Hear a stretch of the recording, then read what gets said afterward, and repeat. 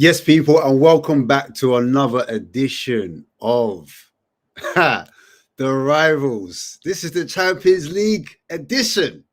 Right now, alongside me, I've got Toon Tactics TV. How are you, my broski? Big up, big up, big up. How you doing, sir? Boy, you know what? I'm bad, but it could be worse. I've got another one beside me. It's my broski, Deji Spurs. We'll come to him in a bit. He's obviously he's about. Yeah, we'll shout him out later. Big up for coming. Big up for showing face. Love, bro. And also the Liverpool Oracle himself. God damn. How are you, man? I'm good. I'm Couldn't be any better. I'm officially going to put in some lottery numbers tomorrow. I've got such a hot hand right now after all my predictions have come so true that I almost can't believe it. So, yeah, I'm just living in the moment right now, guys. And it's really enjoyable. Let me tell you, it feels so good. Big up to the chat as well, man. In there from early. Romero is pathetic. It's like he's playing for the ops. But yeah, man, listen. Deji, since you're not here for long, do you want to start on that kind of Tottenham game and get out of the way quickly? We can move on to other things. What's your thoughts, bro? Talk to me. Well, first and foremost, I'm glad that we're aligned and wearing black because I feel like our team, our club is a time of mourning. Let's not lower our standards so low to say we don't mind the performance because we scored 3 goals at PSG or that the fact that Mawani scored 2. We have conceded 9 goals in 2 games. We are so pathetic.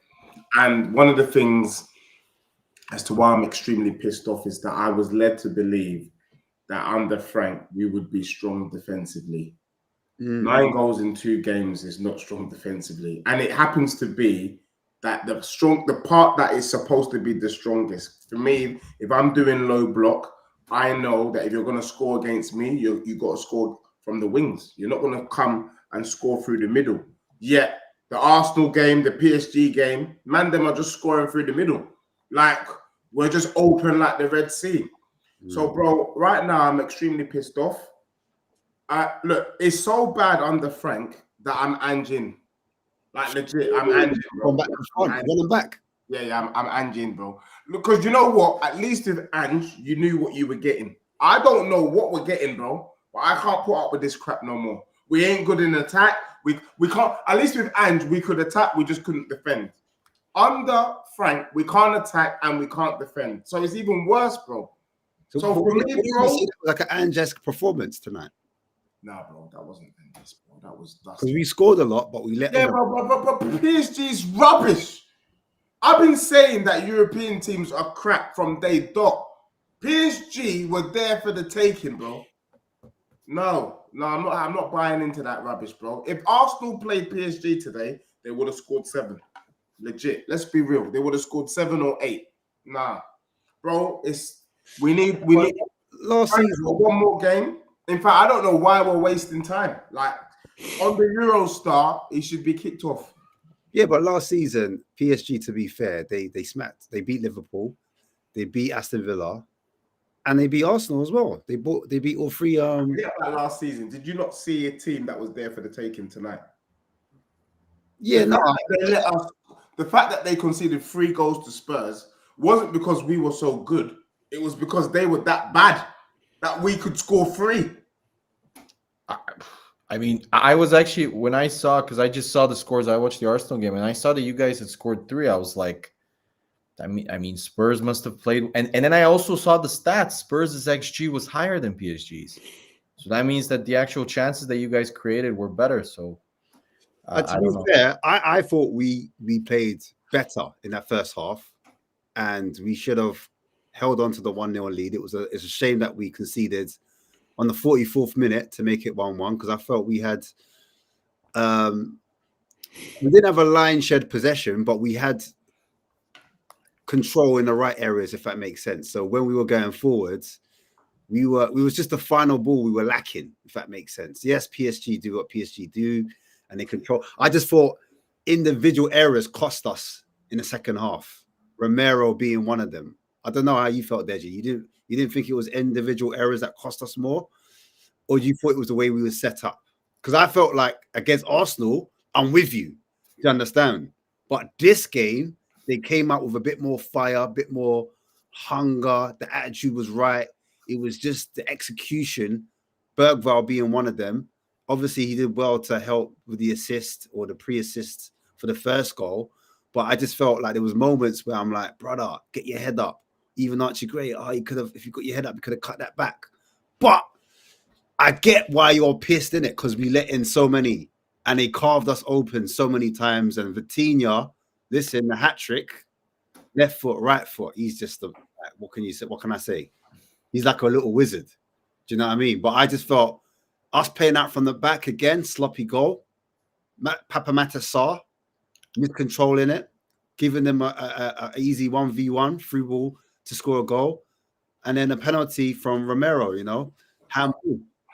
Ash, can we just accept and agree? And I'm hoping that we're gonna agree on this, bro, or we're gonna fall out as brethren.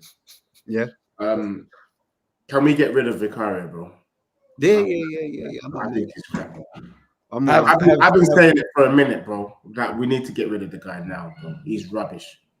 You were chatting. I think it was you, man.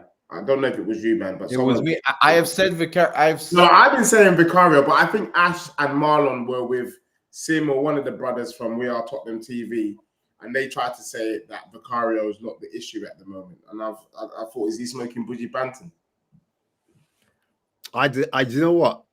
I've got an issue with his set pieces, his corners, his catching, and whatnot. He's horrendous, Ash. This that season, is like teams actually target you because like they literally one of their tactics is to target Vicario. That's how bad he is on set pieces. This season, he's made a few blunders as well in terms of teams taking shots from far and ones that he needs to save. Lately, though, he has been pulling his finger out. But I just thought, out of all the positions, I was like, you know what?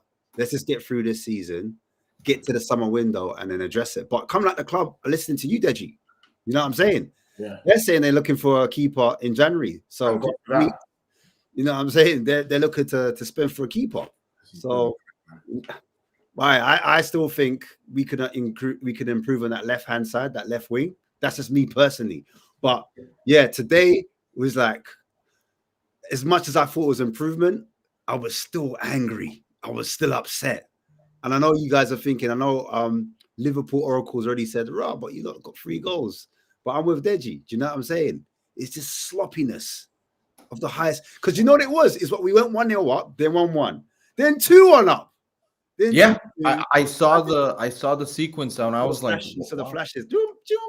I said, this is Spursy. No. Do you know what I mean? And that's what rattled me a bit. Because when we were in front, I had a little hope. I had a little bit of hopium. I thought, actually, you know what? This might be all right. Tomorrow. Tomorrow. And then obviously the inevitable happened. And I felt like PSG, they just went up another gear. Do you know what I'm saying? They just had a button like that, switched it on, and then, yeah, it was what it was. But anyway, that was my thoughts on the game. Like Deji said, Moani obviously bagged a couple goals, got the assist. So he was the standout of the game. I think. Ask you a question. Do you think Moani is back, or is Europe? No, it's too early to say yet, man. Yeah, because I just think that he scored against his old club. You can argue that he's motivated, wanted to prove a point. You could also argue that European teams are dusty, which is what I've been saying for a minute. I don't know if Moani can follow up this performance with a brace on the weekend against Fulham. Then I might sit up and say, you know what, maybe we've got a half-decent striker moving forward. But I can't shake my bum for that performance this evening. Bro, I can't even lie to you, bro. Like, Steph is right, When I deep it, we are worse than Brighton. Like, I think Bournemouth get a result tonight. I think Palace get a result tonight. I think disrespect to PSG is crazy. No, Deji, but you also have to take into account PSG they start slow. They cook. They never start. They're kind of like a good NFL team. They want to peak in the playoff time in like April and May, and they started slow last year. If you remember last year, they didn't finish in the top 8. They lost to Arsenal. They lost to, I forgot who they lost to. I think they lost badly to one team, I remember. So it's not like I watched them also last 2-3 weeks ago against Bayern. They were sloppy as hell in the first. They conceded 2 goals from their own mistakes.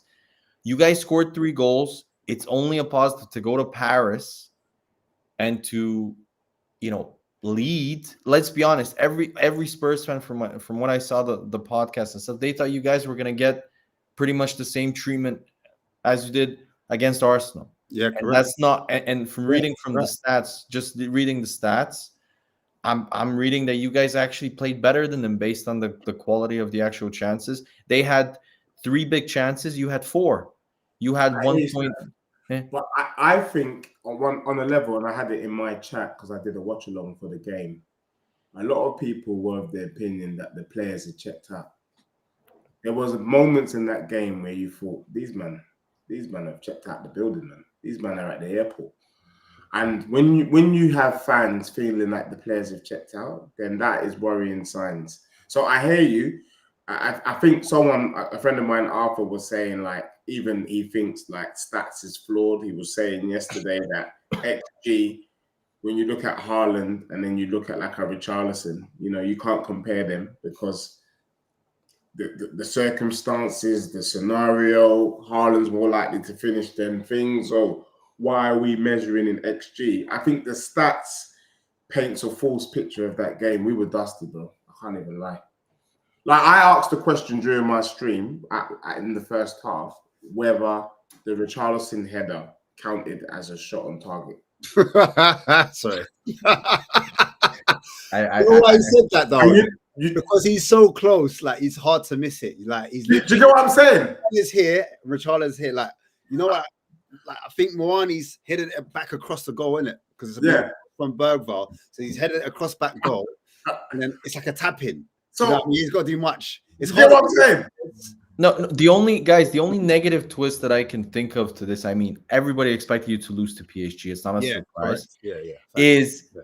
the only negative one is Spurs had no pressure, and that's why you played better than expected. There was no expectation, there was no pressure. So these players, especially the young players, I haven't watched the highlights. I'm waiting for on my TV for the highlights to actually start.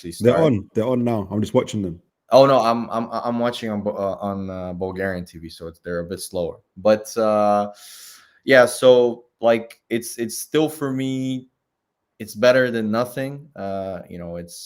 It's something to kind of build on going into Fulham. So Deji, I mean, did you expect to get a result in Paris, man? I didn't, but I think it's The back of the result for Arsenal as well.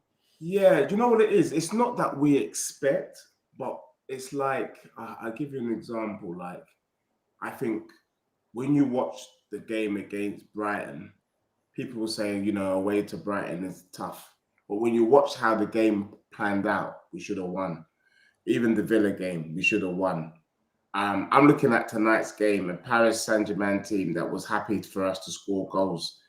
On another day, you could win that game, like legit. Like you could win that game. It was a winnable game today.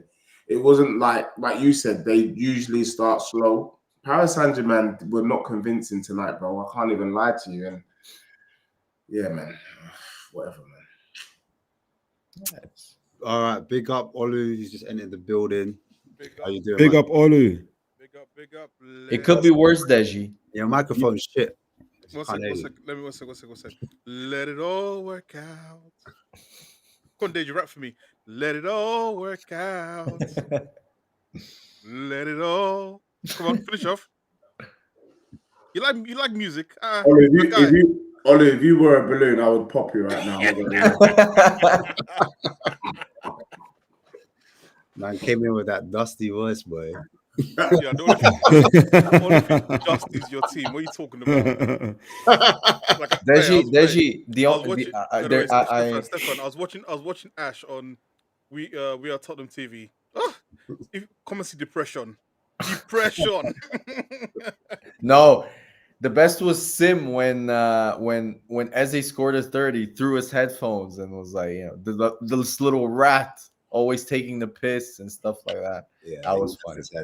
But Deji, it could be worse. You could be a Liverpool fan right now, man. You could be losing 4-1 to PSV Eindhoven at home. It's crazy right now. We ain't got no Liverpool fans here, but I'm just saying. Yeah. You know what? I just want to say respect to Deji, respect to Ash. Their team has been shit the last, they've shit the bed in the last 2 games, especially against Arsenal. But they show up at least. Deji will do only 30 minutes, but he shows up. Whilst the other Liverpool fans who lapped it up last year and acted like they were expecting their team to be league champions, now are nowhere to be seen once things go go wrong. So I'm just waiting for Gokes. I'm waiting for Preach. I'm waiting for, no, Richie, chats. So I'm fine with Richie. He answers stuff, but all of these have gone missing. And it's not surprising because, they've gone missing like their manager, like their players. So, Before you get too deep into the Liverpool ones, I just watching the highlights for your game. we should have won 5-6-1. Yeah, I think you played really well. Again, highlights. This is me just watching 5 minutes of Tottenham highlights. But I want to say this, like I feel like, and we said this at the beginning of the season. Yeah, I think you winning the Europa made when we talked about the beginning of the season. You winning the Europa when you first heard Thomas Frank. I said to you guys, I don't think you're going to see like his true team. Or the way you're going to play until after this year, because I feel like being in the Champions League, being in all these competitions, is going to delay that a little bit. You remember, you finished 17th last season. I know that was a shock to the system, and I know it's an outlier. You'll always say it's an outlier because obviously you've been like Champions League 9 out of 10 seasons in a row. But I think the Premier League and everything changes and evolves. And I think if you are realistic, you take yourselves as a 17th place Premier League team currently playing in the Champions League, and you've got a new manager and you're in the process of forming of that, have you guys heard of forming, storming, norming, and then performing, that you're in that kind of stages as a team. And I think you're being incredibly harsh on it. And I think part of that is because you got these, I don't know why you got the expectations, but I think your expectations are too high, and it's hurting a little bit how you're viewing each game by game. Like, to be this sad and depressed after scoring 3 goals against PSG is a bit unrealistic. Because there's not many teams that are going to do that. Because we conceded 5, bro. DJ, you're right. Like, honestly, I'm actually worried for you. You're not smiling at all. There's no jokes. I mean, he showed up, Olu. He showed up. He showed up, man. He showed up. He showed up. He showed up at least. Unlike, I'm worried. I'm just worried. He's my Nigerian brother here, right? This is. Your mic is low, though. Is this Michael or is it me? Can you guys hear him clearly? He's low. He is low. He is low. One second. Yeah, the footballing gods don't want Olu to speak with too much. Overall, like Ash, Dej, like what was your actual expectations for this season? Like, no jokes. Don't tell me troubles. 4-1 again. I was expecting to get 4-1 again. I'm gonna lie. No, but troubles for the for the season. I was thinking. I said 7th at the start. I said 7th. Okay, so bearing in mind this, yeah. How many points? Testing. Deji might think. Yeah. That's better. So bearing in mind. Okay. So Deji might you're good. For 5th, and so then that might not match his expectations. Deji, you said 6th, isn't it? I said top 6. Top 6. Okay, so bearing in mind this, yeah. How many points did you finish in the league last season? Was it about 43 points? 44 points? No, we had 38 points, I think. Yeah, 38 points. Jesus. Last season, to get seventh, you needed to have 64 points. 7th place, 6th place finished 66 points. I know that because Newcastle finished with 66 points. So what you're expecting for this season is to have a 27-point turnaround. Yeah, that's what you're expecting. Hold on. Last season was a blip. But you're using the anomaly of a season. They have never finished so low in like over a decade. Yeah, but what I'm saying is that they've got a new manager. They've had different players with that manager. Now they've got another manager in Frank and another set of players, and expectations and games come on all the time. But 2 years before that, they finished 5th with a very similar squad. I would say Ange's squad that finished 5th 2 years ago is not as good as the current squad. But remember, that team was already before Christmas, it was already declining. Like, wasn't it like? But in terms of, if we're talking about Ange as a manager and his underperformance with that squad, I would agree with you. For me, on paper, their squad on paper is around 8th to 7th. I would say 6th is their ceiling with this squad, and I think 6th is even too much because I can name, in my opinion, Arsenal, Chelsea. I was going to say Liverpool, but I'm concerned now. They might be in a relegation battle. But Arsenal, Chelsea, Man City, Liverpool, Newcastle, Aston Villa, Crystal Palace. Crystal Palace, I think are better than them. Yeah, and I would say Brighton. I know they're up and down Brighton, but I think Brighton are better. So But the that's thing is, the Premier League, it doesn't sit still. So remember, like literally 2 years ago, Newcastle were known as the most physical team in the league.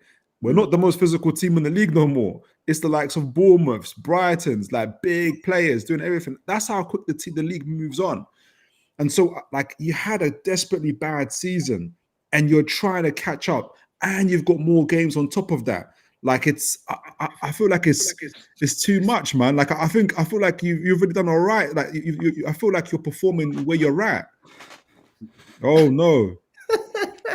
Preach, you ain't gonna do that. We respect you for turning up. Like, yeah. Is that preach? No, Respect, preach. no, that's just an ice cream over there, man. That's not preach. that's the KKK over there.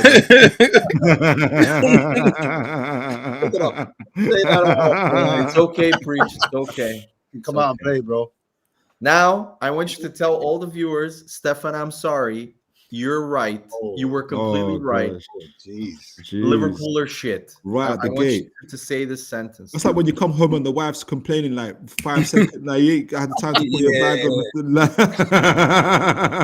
on. You know she's nagging about something stupid. No, but I get you being kind of fair with Spurs, but I just think the more I really rated Thomas Frank before the opponent. I thought Thomas Frank was the best pound for pound coach in terms of the value and the points that he had gotten and the performances with Brentford. However, I'm starting to worry that I was completely wrong and that that Frank is more Graham Potter than he is a transformational coach, which is, if you allow me, Brentford is probably, just like Brighton, one of the best run organizations in the Premier League in terms of scouting. There is a clear division of labor when it comes to the scouting analysis, the actual type of players that they recruit. It's a very synchronized project. Just like with Brighton, them changing 100 coaches, but they're always staying within top 10. Brentford, look at Brentford. Everybody had put Brentford, a lot of people had put them as relegation candidates. And Keith Andrews, a first-time coach, the former set-piece coach under Thomas Frank, is doing a very, very good job. While losing pretty much his best. Stefan, you're doing too much. I'm starting to think Thomas Frank was relying more on. No, Stefan, you're doing too much. Spurs are a cursed institution. Like, yes, it doesn't. Yeah, but no. If listen, no. They've had Mourinho. They've had Conte. They've had. Remember Villa's boss went after he'd won the Europa League, right? And went to Chelsea. They've had all these managers who've come in with so much honors, so much behind them. They're just cursed. Like, they just go in and something happens. It's like Space Jam. No, all their powers get sucked. No. All their powers get sucked out, right? Pause. And somehow Ange did some juju last year because that's the only and obviously United suck so badly. Well, he always that's the only reason they won. In the second season. Exactly. No, that's judge. That's the judge. He did some judge. He went to the Babalao. Yeah. Can I ask a question? Is how do you Desi, big up the panel, big up the chat, big up everyone, appreciate Make sure you hit the likes and subscribe. You're actually only 1 point off of what you was last season. Right. So what is it more about like what you've experienced last season, why you're kind of how you are, or you just really did expect, I don't know. So I was led to believe that Frank was, so the issue with Ange was that we just needed him to just have a little bit of common sense, not the high line for life. We were too predictable. We were too easy to score against, but we had a structure. So what we desired was someone that had a bit of common sense that said, you know what, sometimes if you're playing Newcastle, don't go gun-ho. Maybe do what Eddie Howe did, go direct, long ball into the channels. And we were told that Thomas Frank is a pragmatic manager. There's nothing pragmatic about this brother. We were lied to. We were told that he would set us up defensively strong, but we're leaking goals like it's the Red Sea, bro. Like, I don't understand how Like, we don't create chances. Tonight was an anomaly. Europe, we tend to play better in Europe. I bet you against Fulham would be lucky to get one shot on goal. That's the truth on the weekend. And then this Thomas Frank's strength is defense, but we are so open in defense, so it's not making sense. So for me, at least with Ange, I knew what he was trying to do. Whether I thought it was going to work, if he had this points, I can buy into what I see. I can't see nothing from Frank. Can I make a suggestion though? Do you think that also, because when you think about it, you went 2 years playing freestyle defending. Let's be real. Like, it wasn't structured defending, it was freestyle. It was one on one. Like, I always said I felt bad for Van de Ven because basically if Andrew was the coach for longer than 2 years, his hamstring would be finished. Because everything he always had to do last minute runs all the time, right? Mm-hmm. Don't you think that, as like, you've had 2 years of one way of doing things, like those guys are not gonna be able to change overnight in like 6 months. It's not even 6 months, it's been about 5 months. Like, the sins of the past probably still exist with them. In the same way, like, for example, even like when Conte and switched to Ange, like the first 10 games was like, actually, have they switched? And then all of a sudden you were like, actually no. It just became structure less football. Like, in a way, like, I like Thomas Frank. I always thought that he was like a diet Klopp. I don't know why. I always just thought it was like a diet Klopp in terms of the way he is. I just think that there's probably a hangover right now on Spurs where you've just got players who still want to defend individually when you should be defending as a team. And like the game against us on the weekend, which we can come to at some point, like the amount of space that Arsenal players were getting from just That's what I'm moving saying. around was crazy. But also, I just think that some, like, maybe they're just not used yet to defending as a team. All There's a you bit- can't put it. Look, this is the problem. When I listen to like some Spurs fans, it's very black and white, and it's two sides. It's either Frank can do no wrong, the players are shit, so that completely removes any blame from Frank, or Frank is terrible and is not for Spurs. So why can't it be in between? For me, Frank's tactics against Arsenal were a joke. That was the worst Spurs team. They literally played like a League Two team would come, where Vicario was taking a free kick from the halfway line and they were booting it into our area. It was the Stefan, they had no worst. choice. They had no choice. Okay, but They in had terms no of choice. even Ange's team last season that finished 17th tried to play. Even Leeds, who we beat 5-0, tried to play a little bit more. For me, that is on the coach. Now, are the players overrated and not good enough? But by the Spurs fan base, yes. For me, the Spurs fans always keep talking about their defense as it being their strongest area. I disagree. I think Romero is the most overrated player in the Premier League. Consistently makes mistakes, but everybody most of the fan base blames everybody else around him. I think Van de Ven is levels above any defender that they have, and I think their fullbacks that they rate, like a Porro or a Spence or Udoji, are not the best defenders. Spence might be good one-on-one, but he falls asleep consistently, Spence, in terms of his marking. Porro is not a good defender, and Udoji also is not a good defender. So I think they need to realize that the squad that he has is not very good. I don't think it's top 6, but that does not mean you come to Arsenal and you play at home to Chelsea as if you're, Plymouth. That for me, there has to be some sort of acceptance and like a middle ground. And the second thing is that I would agree with maybe the Frank outers a little bit, is that some of his interviews have been, how can I call it, Brentford-like. Him saying that, well, people can't expect a lot when we play against Arsenal because we finished 17th last year. Yes, that finishing 17th is not normal for Spurs, nor should it be, and they never should have finished 17th with that squad. So for me, I think he's still in Brentford mode, and he still applies, and he still hasn't realized that Spurs is a completely different type of club.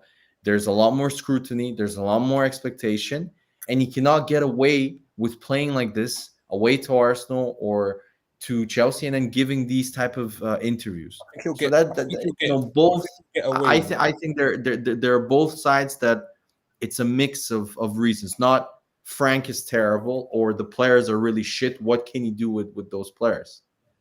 So yeah. No, I hear it still. Tend to agree. I'm going to move away from the Spurs point for a little bit. No. You deserve more flogging. Because I'm joking. I'm joking. it's been quite crazy 3 days, man. It's a bit of a shit sandwich, if I'm being honest. But yeah, man, look, there were some other games being played. Preacher's here as well now, so we might as well talk about Liverpool for a little bit. Champions for a little bit. I Please. didn't see the game personally, so I can't really talk on it. I Champions just League see the today. scoreline 4-1. Preach, what happened, man? Before we get into it, I just want to know from Preach, slot in or slot out. So you know me, fam. So I'm not gonna call for him out right now. I'm surprised if he keeps his job. If he doesn't get fired in the morning, then he's got. I think they've got to have said he's got West Ham to turn it around. If he loses that, I don't know. How do you keep a job after something like that? Do you know what I'm saying? That's like me getting. My manager just said, "Mate, you come in late one more time, you're gone." I come in late the next day, like literally. How do you keep your job in it? Like it don't make no sense. So I'm not out because I'm a bit worried, like not worried, concerned that January's kind of around the corner. Like, will we get in those extra defenders and that? So are they going to keep him? The one thing about those guys is, as much as I support them, I don't know their thinking pattern and their plans. You get me? Them and there's like 2 steps ahead, if you want to say, or 1 step ahead.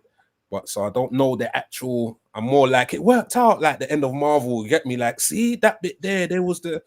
It's more like that when it comes to those guys. You get me? So I don't know, man. I don't know. But boy, it's the last time I felt like this, Rav was. But Preach. Let me ask you. I haven't watched the highlights. Did you deserve to lose 4-1? Yeah, we got outplayed. Really? Wow. Like it wasn't like PSV scored with every. What makes it poor is we didn't lose because of like physicality and that, like, which everyone is kind of the intensity. And it's at Anfield. Bruv, I don't know, bruv. I wouldn't be surprised. I wouldn't be surprised if they're trying to get him out, fam, secretly. I don't know. It's like you've either lost the dressing room. It's whatever sum and mass you want to give. It's just not good. You get me? If the players want him out, he's definitely got poor man management. That's what I think now as well. But before you carry on, I saw something. I don't know if this is a myth. You can like verify this for me, innit? But I saw. Let me see if I can bring it up. This. Can you see that? Yeah, I was gonna get my shield. I got my shield up first, fam. Impossible. Oh my god, that would be amazing. I knew it was a shot. We don't do things like that. So. No, we all know what's gonna happen if they fire Slot. They'll put in Steven Gerrard as the interim until the end. We need Klopp back if it's gonna be interim. He's not coming back. I'm saying we need it to be if it's interim. I know, but Klopp and Edwards don't get along. I don't think. Yeah. Klopp and Edwards don't get along. Yeah, I know. Yeah, because Klopp, as you can see, because me and Preach had that argument in the chat. I said Edwards is the biggest fraud. Klopp made him, and now you can see 1 year of his signing. I read. Preach, you can confirm this. I read Kirkis was absolutely horrific. Is that true? He was the worst player. He wasn't. No, he wasn't the worst player. He was absolutely horrific. He had some moments. It just weren't good enough. Like, I don't think you can't blame individuals in this game. Who was the worst player for you on the pitch? Fam, you can't blame individuals. It's not like they were all poor, so it just collectively. Bosley was our best. It was guy. definitely Slot. It was on. That means it was definitely on Slot. It means definitely the setup was wrong. Well, bro, like Gerrard said, we ended the game with Jones at right back, Gravenberch, Virgil, and Kirkes in it. So what are you doing? Like, what are you doing? You get me? Really, like Gomez. He's just freestyling. Okay. How about this? Because we know the way Liverpool works, right? And we don't know because Klopp, before, I remember when Klopp used to say about the actual transfer policy and the squad budgeting and management, he used to say they had a committee. It was him, the head of scouting, and it was Edwards. I forgot what the name of. Preach can tell me what the other scout was.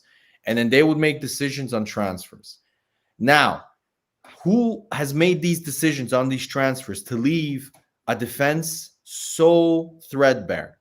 Literally, that whole the concept of the squad management this season was they were praying that Kirkes would hit the ground running immediately, Frimpong would hit the ground running immediately, and Konate and Van Dijk would maintain their form from last season. Well, And if that didn't happen, I think technically everyone we was gonna get was expected to hit the round For that round PS, one.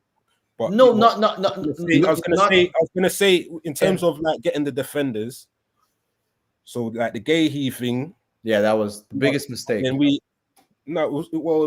the deal was done in it last minute pull out for whatever reason. No, but you guys should have done that. then- You guys should have prioritized that deal. No, because if it was literally last minute, we prioritized it. We had like the videos ready. That's why it was last minute. What I'm saying, but what I'm saying is the deal was agreed. I know you're saying it was late, but the deal was like, we're going through, but preach whatever, and we done it because we was haggling. So if it went through, it would have been like, well done. They got him for 35. It would have last minute. It would have been. Would Gay have changed how bad? Because this is not just like one defender's problem. This is like for sure. Wait, what's if you think about today, yeah, that we finished the game with Jones, Gravenberch, VVD, and Kirkes. Are you telling me that he wouldn't make a difference? What I'm saying, what I'm saying though is that like, isn't the problem though? Is like you're getting beat across the whole pitch right now. It's not just like it's just the defenders. Like I know Konate's been poor, but it's not just him. It feels like as a team you're suffering right now. But he hasn't been just poor. He's been in the games where he's been bad. He's been horrendous. Like why not play Joe Gomez? You got Joe Gomez. Play him. So think about it. Let's just remember, yeah. Our poor run started 6 games game weeks in March. Yeah. So beforehand, defensively we was all right for some reason. There was a bit of confidence there, so we were sneaking in goals. Now defensively we're poor. We can't get these goals in because this foundation of the build up and everything is just not there. No. Like it's like take one piece out, the whole thing falls. It's kind preach. I agree with you guys about the system because I have noticed one major tweak that he has done compared to last season is that last season Gravenberch would just be a number 6. He would shield the defense and he would just stay pretty much there where he would build up play and then give it to the forwards. And now I've noticed he's tweaked this position in which Gravenberch is playing pretty much as like a roaming 8. And McAllister, who everyone has seen from 2 years ago when Klopp played him as a 6, he doesn't have the physicality. He doesn't have the legs to cover, especially now. Now he doesn't. He's lost a little bit also, it seems. I don't know. The Salah bit, I think that's just you doing your thing that you like, yeah. No. I'm not gonna even. I'm just saying in today's game, yeah. Salah there was a 1-2 with Szoboszlai, and then he done the run, but he didn't get the pass back. And then straight away he done a 1-2 with Gravenberch, and Gravenberch did the same thing, ran in and didn't get the pass back. So you see what you just said. Last season, I don't think Gravenberch would have done the 1-2 and ran down. He roams. He roams around. He's doing it. And then, like, what's happened? This is why I'm like, I won't be surprised if he's gone in the morning. Is that you did all that League Cup rubbish? Like you went back to a tactic against Aston Villa and all that. you got us all gassed and hyped. He was like, all right, maybe we can do this. And then he just tweaked it a bit again and all of that. No, and no, it's no, just but like, preach. It's not only the way he plays Gravenberch now. I've also noticed you signed Kirkis, who is the ultimate old school overlapping fullback, plays exactly like Robertson, and you make him invert like Zinchenko. Yeah. It's just, Even Bradley's best games is when he wasn't instructed to invert. you're making. It reminds me of when Zinchenko would get injured and we had Tierney. Tierney's a really solid. I always like Tierney, but he's not an invert. He's not technical to play that position. And Kirkes, he's very one-footed, and you can tell he's just not comfortable in that area. He's supposed to overlap. Yeah, but we've got players that have won major as well around him, so they're used to these other tactic things. So I can't just say it's that. You get me? Like, then it's not like it's the first time they've played with a right back that inverts. Like, it's not enough like to be saying. No, but when you make certain positions, so if you have 2 or 3 players preach that are not comfortable when they're Gravenberch, for me, that roaming position, he leaves your midfield. There are so many times where teams with just one pass bypass your whole midfield because Gravenberch has gone up forward.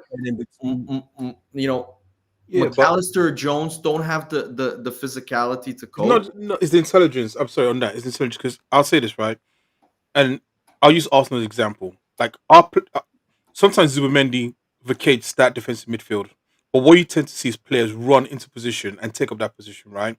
What right now is not happening is that when Gravenberch moves, no one's rotating as well. They Like, are, but they but don't have the legs. It's not just the legs. No, but you don't. I don't think he's been. I don't think that instructions to cover him. No, I don't think it's there. not. It's not. I see them cover. They'll cover. Jones got covered a few times. Like I've seen, they will cover the right backs. They're not. Yeah, it's. I think it's the instruction. Yeah, like right now, if you want to play the way that I think he wants to play, because no one, I mean, to be honest, none of us know how he wants to play because right now we can't figure it out. Because I do. But if you want to play that way, you have to have players who are in. I don't want to say not just intelligent enough, but willing to basically move around in positions all the time. Because essentially, you've got the old school club way of rock and roll. Everyone just presses forward very quickly, right? You've got a mismatch of now trying to be this controlling team, but to be a controlling team, you have to almost have like positions which are not fixed positions. And right now, it's like if Gravenberch leaves, no one is saying, I'm going to be the DM. It feels like they're just saying, I'm just going to be a player in somewhere in midfield right now. No, so they're not switching positions all the time. He's obsessed, and you notice this with PSG. He wants to turn Liverpool into, he wants to have 3 midfielders supremely technical. I think that's the main reason why they signed Wirtz, because Wirtz's technical ability on the ball is world class. He's able to control the ball. The problem is that he didn't realize that if you look at the PSG midfielders, they're very small. They're very small. They're very physical, and you cannot. Stefan, 1 second. Go and look at the second goal that PSV scored. I'm waiting for the highlights. When you see it, just watch it. Like, on Ash, if you want to do a VAR check, we've got this on. You know, if I can even put a screenshot of it, so it's not even crazy. But Salah got skinned. Salah got skinned on the left. Look at where Gravenberch is. Gravenberch is in line with Salah. The defensive midfielder, I don't know who's dropped into defensive midfielder, doesn't track the runner at all. And it's just like when you watch it, Gravenberch's weakness. Everybody knows this. No, but when defensive. Let me see if I can just share the screen very quickly. Private chat. 1 second. No, I think I can share the screen very quickly. So Gravenberch is trying to press. Yeah, can you see the screen? Right. I'm not gonna play the video. Cool. No, go back. Just go back like just tap 5 seconds. Take the volume out. Take the volume out. Make sure the volume's off. Yeah, volume is off. And just tap. All right. So you see, stop. So you can see they're trying to Liverpool. Sorry, go on, Olu. Is Olu there? Yeah, I'm here. Yeah. He's working it. Go on. No, but you see, like Liverpool trying to. I don't know why, but you're trying to. I guess I know why. You're trying to press in that box midfield there. You see Soboslai joining up with, I think that's a Katike, right? Mhm. And yeah, so PSV? Yeah. They've got the 2 man at the back of 2 behind them. So you're trying to make it very narrow and stop them from playing through the middle. And try to hit them out wide, so you can hit them out wide. The problem with forcing them out wide is that you got a Salah out wide, not Diaz. This is why you missed Diaz, I think.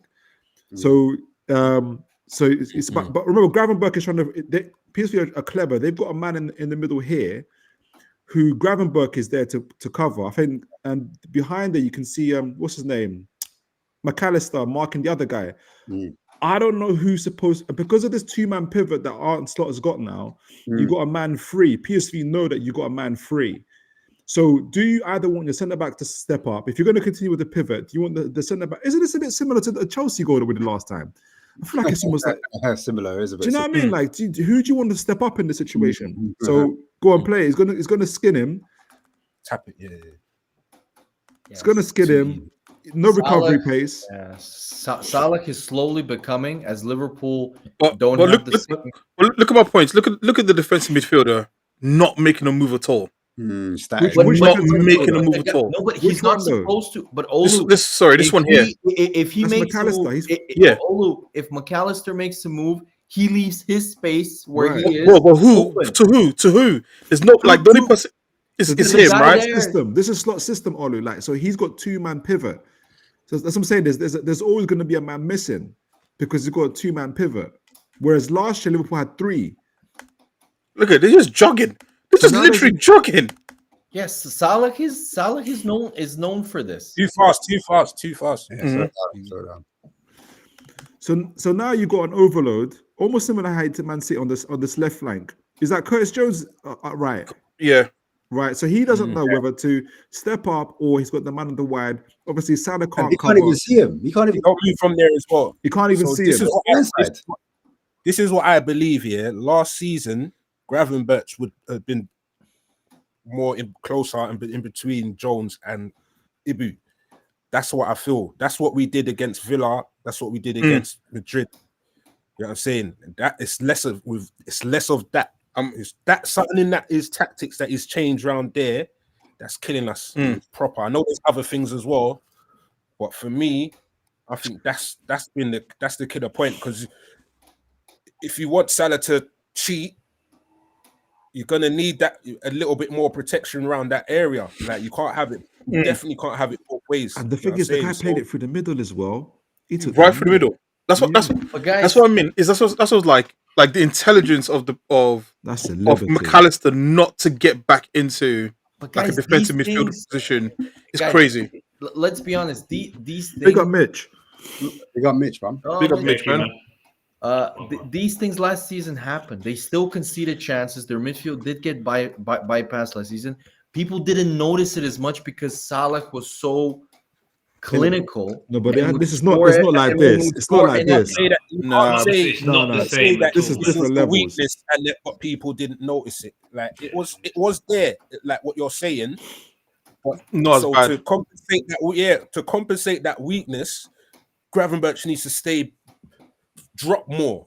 So you might see some weaknesses because no one's perfect, but he had to drop more just to be like, you know what, you're not that good. So you need to. And also sorry, just very quickly, and also to add to it, like until like February, they had like the best defensive record as well. I mean, I always thought they were gettable, as in you could get at them, but they still had the best defensive record because there was like you still had players playing like Gravenberch playing deeper. Sheesh. Now it just seems so open, like But bad.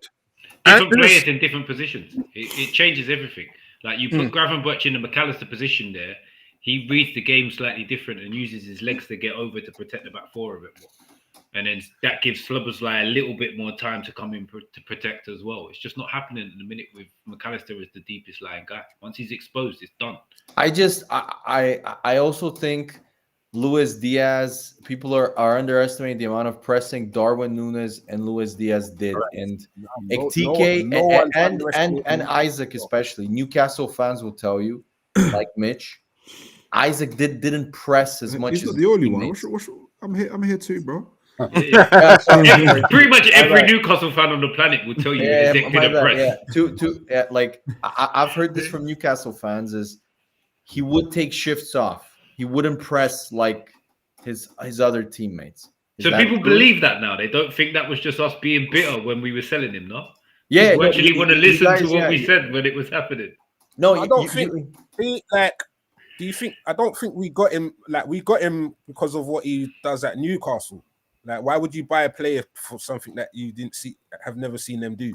If that makes sense. From now on, when we talk about Isak, it has to be there's a Newcastle Isak and there's a Liverpool Isak, because it's making us look bad now. Like we're like yeah, that's what I'm trying to know. But that's what I'm trying to say. Like, that's what I'm trying to say. We didn't buy him for that. We bought him. We bought him for what he done at Newcastle. But preach. Yeah, listen, you look at Newcastle. They had hard runners around him. Like everyone was running hard.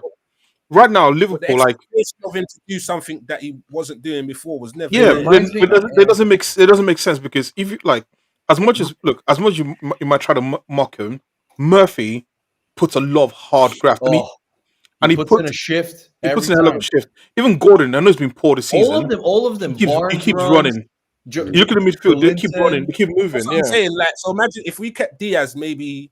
I don't know. Do you see what I'm saying? Yeah, like, that's what I mean. Like, I agree. And Gakpo is the most one-dimensional player on earth. Like, he's literally all he's thinking about is cutting in and shooting. Like, that's all he does. He's so obsessed with it. No, and the actual tragic thing is because they've tried to play Isaac into form and into fitness, they've killed TK's confidence and form. The momentum he had. His confidence ain't destroyed. Yeah, he looked like he had a few flashes in this game. Yeah. You don't kill the confidence of Nick TK. He's different. I would be pissed though. Like, I would be. Yes, you do, Mitch. You play really well. Too arrogant. He's too arrogant.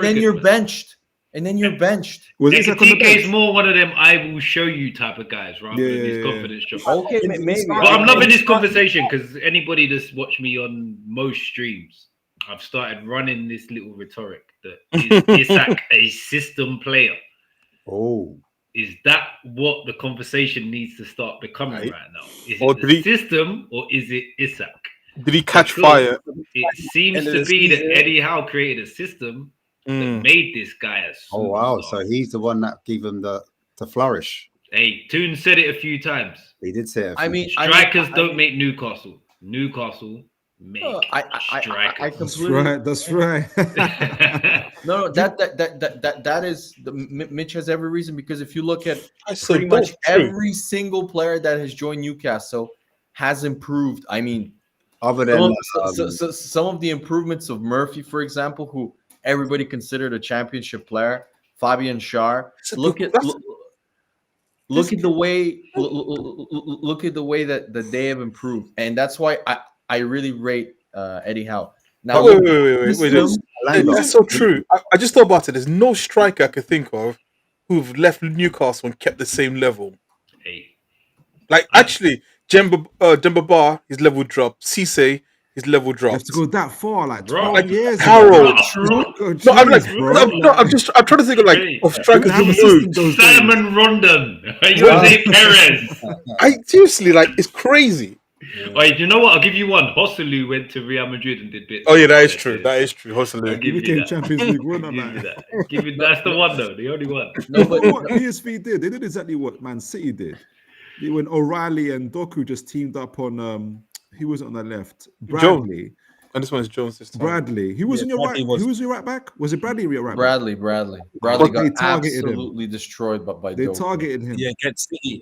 And then Kirkers, he allowed his man to be on the wrong side of him as well. That's why but this is what I'm saying. Like, all the things, the Gravenberch thing, it makes our right back a target. Why wouldn't you? Like, I don't think it's Gravenberch. I think it's tracking back.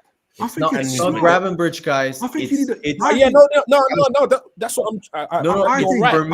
I think if you had a 3-man midfield with a Casado type of profile, that move doesn't happen to you.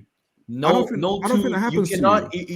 You cannot have a successful defensive team. You cannot have a defensively good team when one of your players doesn't track back and doesn't press. And No, Salah. he was pressing. He was pressing who he was supposed to press, but Salah you're asking Gravenberch to do a 2-man. I feel a bit sorry for him, and I keep on looking at the move, but I feel a bit sorry. He's asking him to do the move of 2 players. So go press this guy. Then if Salah gets skinned, go press that guy. If Salah gets skinned, so I'm covering Salah as well. That's insane. Drop Salah. Honestly, if I'm manager right now, drop Salah. Like I say with these Trent, right? He's gonna lose him anyway. He's gonna lose him anyway in like 2 weeks. I hear that. I say this though with Trent. Like with Trent, what you gain from playing Trent, you take for the deficiencies you get from him, right? With Salah, you're gaining nothing and you gain all the deficiencies because his legs are gone. He doesn't seem to be as he hasn't got the X factor like he did last season. So you're not gaining much by having Salah on the pitch. In the same way, like this is what I'm saying about the Real Madrid game, yeah. Just to go back to that, you see where the right back is, where PSV's right back is. He's right behind. You know, you were saying Ash, Thingy wasn't even looking at him. So Real Madrid's fullbacks weren't pushing up in those advanced areas. I couldn't figure out why. They kept on stopping at the halfway line. And that's what hurt them. Real Madrid defensively are also Barcelona. Real Madrid defensively are Barcelona yesterday. Just absolutely shocking. Oh, the Chelsea fans. The defending was like schoolboyish. Like it was just. No, but that's their start there. They got like 18, 19-year-olds all over the pitch. Yeah, Liverpool got problems because who played next? I just saw the actual highlights are right now. I just saw Van Dijk's handball. I'm never gonna because we got had up by West Ham. Don't let Wan-Bissaka do those runs on the right, bro. Don't let Wan-Bissaka. Trust me, bro. Apparently exclusive Liverpool football. Whatever anyone does works right now.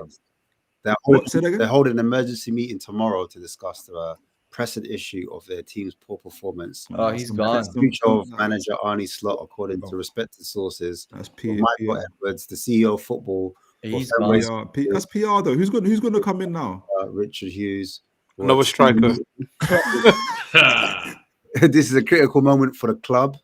High-level officials from FSG are ready to make tough decisions, including the potential removal of Arne Slot, despite the initial plan to give him until January. If it's FSG, if it's FSG, cannot be overstated. The team's struggles may force their hand sooner than expected. You know they got Jurgen Klopp. It's ticking, and the stakes have never been higher. They're going to tell Edwards to shut up. And bring Klopp back. If FSG are doing that, they're going to tell Edwards to shut up and live with it. Tomorrow. I don't know if they say bring Klopp, but I wouldn't be surprised. No, guys. Whenever there's a PR brief, FSG's got you, bro.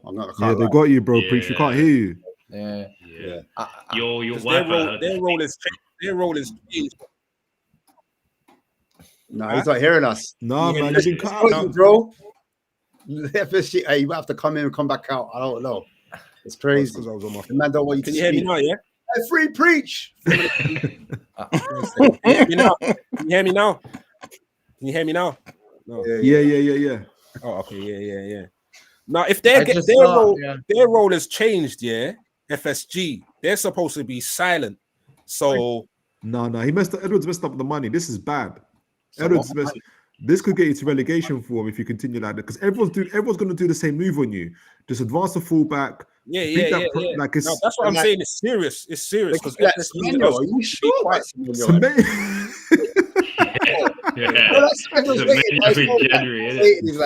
when am I gonna get that text? It's wild. I don't know. I think that was wild. Is it because he weren't going to African nations or something like that? Yeah. Because if they were, why would you want to go for him? We need him, so I don't understand. Oh my god, guys! I'm watching the Liverpool highlights right now. The defending from Kirkes for the second goal is you hate Kirkes. Wait, what's Kirkes done to you? Is there some sort of what do you mean? No. Wait, European beef, isn't it? I was gonna You say know what? what, You know what is the guy- one Eastern European is going on No, between you you and know what it Kirk. was. You know what it is. Wait. I think Stefan sees it because if you Hungary isn't even Eastern Europe. It's Central, so it's not. they're Balkans though. They're the Balkans though. The They're No, Balkans, it's not. exactly. No, But that's guys. it. It's because people think they're Eastern Europe that you don't like them, isn't it? No, it's not. They're not Eastern European, and they're not part of the Balkans. The Balkans is Well, Yugoslavia, are they more Romania, Bulgaria. Mediterranean then? Are they more Mediterranean then? Well, are they more Mediterranean then? Wait. No. Wait, where are you from again, Steph? Where are you from? Bulgaria. Bulgarian. How can you not Bulgaria. know Bulgaria. Yeah. He's actually originally from Serbia. Who? Me? Kirkes. Kirkes? The borders. See, he's originally from. That's where the beef comes from. I think Stefan was right. Kirkes, guys. Kirkes is not a Serbian name. It's a typical. It's a typical. My Hungarian my surname's hella English and white, bro. Yeah. It was mad Scottish, bro. Yeah, but please, do that right now. you're from the UK. You're from the UK, so I mean, it's like My force. It comes from my dad, who is Jamaican. okay, guys. He's mad Look, Scottish. he plays for Hungary. His last name is Hungarian. What like how is he Serbian? He was born in Serbia. That's why. Okay, great. They're pulling their leg. I'm just creating political beef. Don't worry about it. It's fine. It's for me. It's not that I'm hating on Kirkes. He was terrible. You've got agenda. In this tactic, he is playing poorly. Like he looks awful. Preach. He looks tactically, he is, and this is you just got to blame Slot that these players are. Yeah, playing. every single signing. Look at it this way: either it's the guy who signed the players, or it's the system that Slot has imposed. Because if you look at all the players that you have signed this season, Ektike is the only one that has looked good. Wirtz has looked like a complete dud in pretty much all of the games he's played. Bar maybe one against Yeah, but remember these players. You know the easiest way to find that out is look at the players that were already there. How many have regressed? How many are the same? How many have got better? I would say most have regressed. Okay. So it's a slot system thing. If they all regress, it's a slot. Pretty much. I never get tired of that meme, boy. And then on top of that as well, they're performing internationally as well. So Sutton's. It's got to be Slot. It's the system, man. Has to be Slot in this system. And guys, if they're doing PR briefs from now that they're meeting and having emergency meeting, that tells me if he loses to West Ham, he's gone. No, it's already over. He'd have to wait for West Ham for He's that. either gone in the morning or You're not having an emergency meeting. I don't think so. They ain't having a meeting to then have a meeting after West Ham. They're having a meeting to make a No. decision. They're gonna have a meeting to say this is it. Yeah. Where West do we Ham go? or- When can we get the next guy in? When do we sack this guy to get the next guy in? You guys should have been brave this summer and just let Van Dijk and Salah go. That's what I said. No, not both. One of them. They had to choose. Not them. They're not Peter Pan, you know. them. They're not going to live forever. They're like. No, I hear what you're saying, but I don't think. You released the wrong one. They should have been Salah or Van Dijk. No, they should have. Trent was bedazzled, man. One, that Jude Bellingham, he was enticed, man. I had a rollie like that. That light, yeah. He had that light.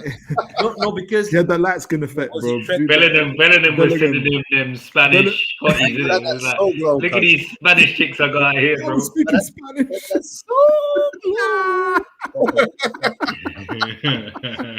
Yeah, no, I don't agree. But I don't agree with that. I think getting rid of Diaz was a terrible decision as well. No, just to say, I think but preach the Luis Diaz. Diaz never lets the man run past but wait, the Luis Diaz decision happened because Luis Diaz. I can't.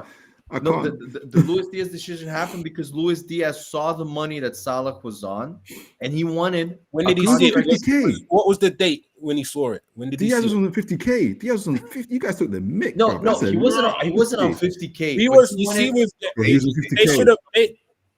but what he wanted, they didn't want to give. So Yeah, that's why he left. He went to Bayern because we was technically we was in the better position in terms You of give it all to Salah, innit?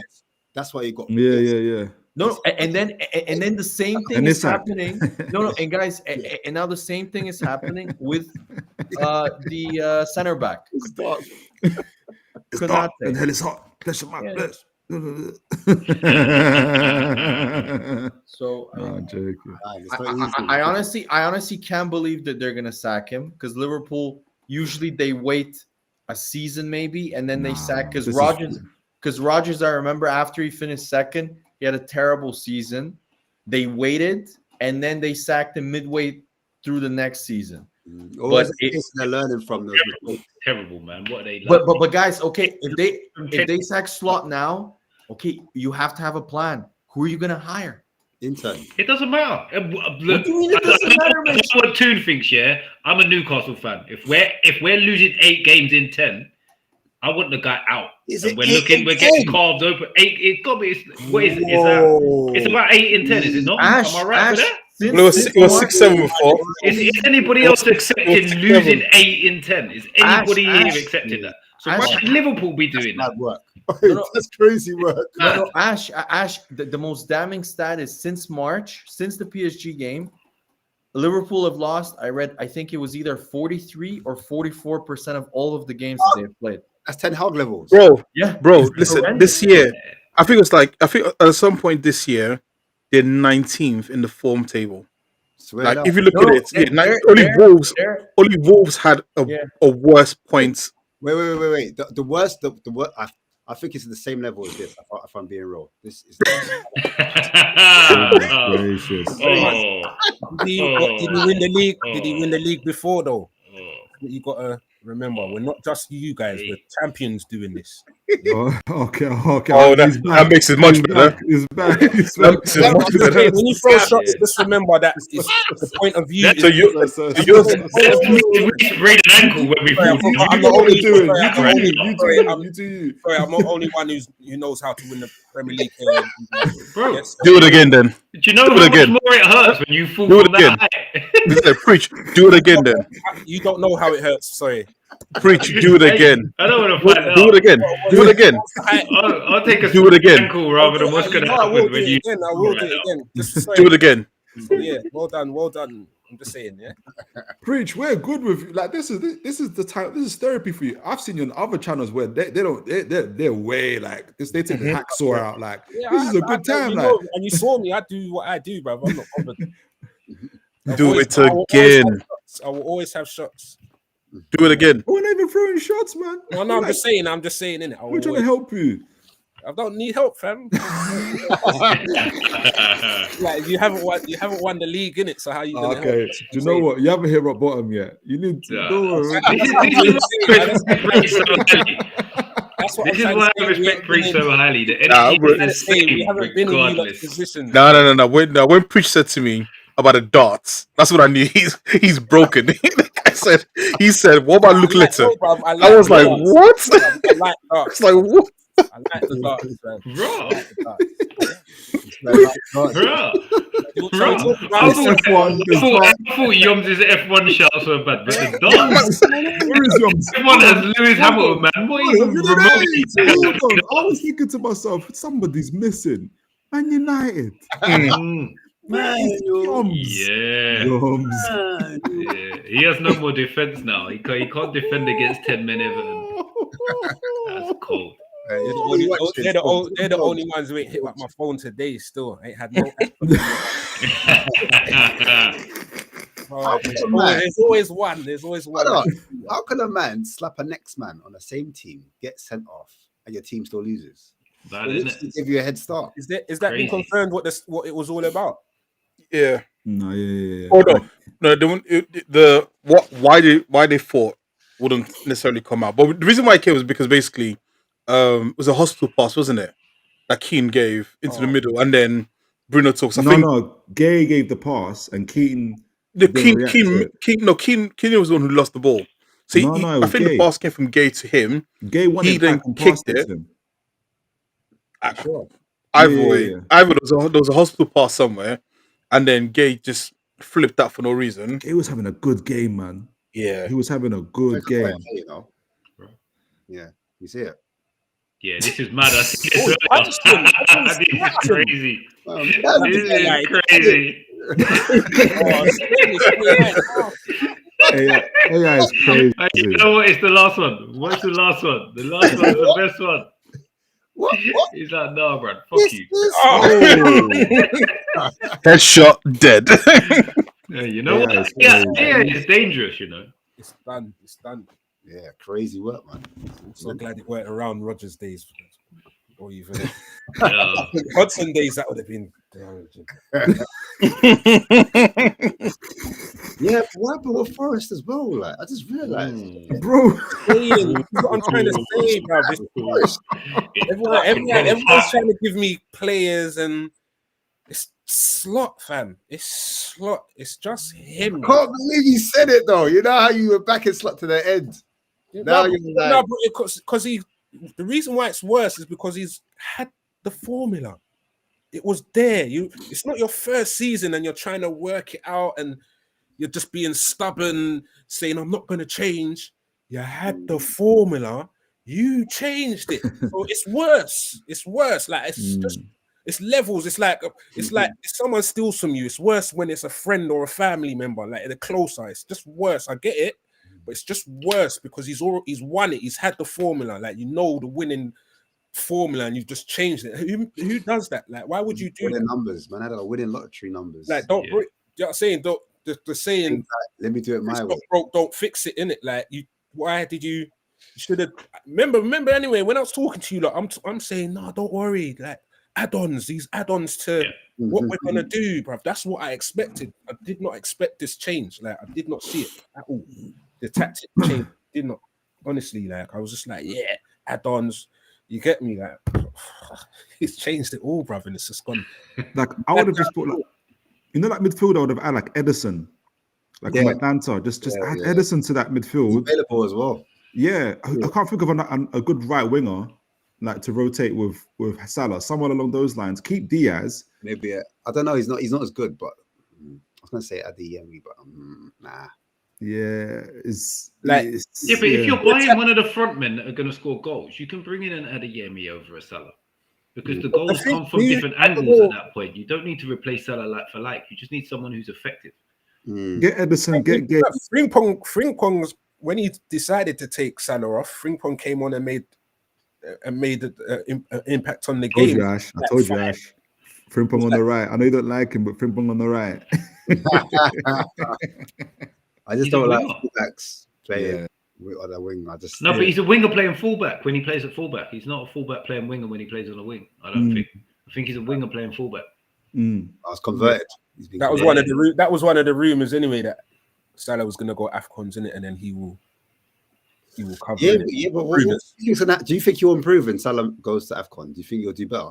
Like things will improve a bit because the other team, the other players are going to have to turn up. You're asking me too far ahead, fam. Too far ahead. I don't know. Yeah. I really don't know. Like the problem is like the problem is West Ham at the weekend right now. No, it's that. Let me get out of West Ham alive. And we'll talk about the following day after that.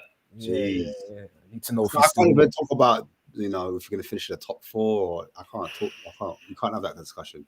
No, I think we'll still finish top four still. Hey, there was no bass in that voice. There was no bass in that voice. Whoever it is. I can't.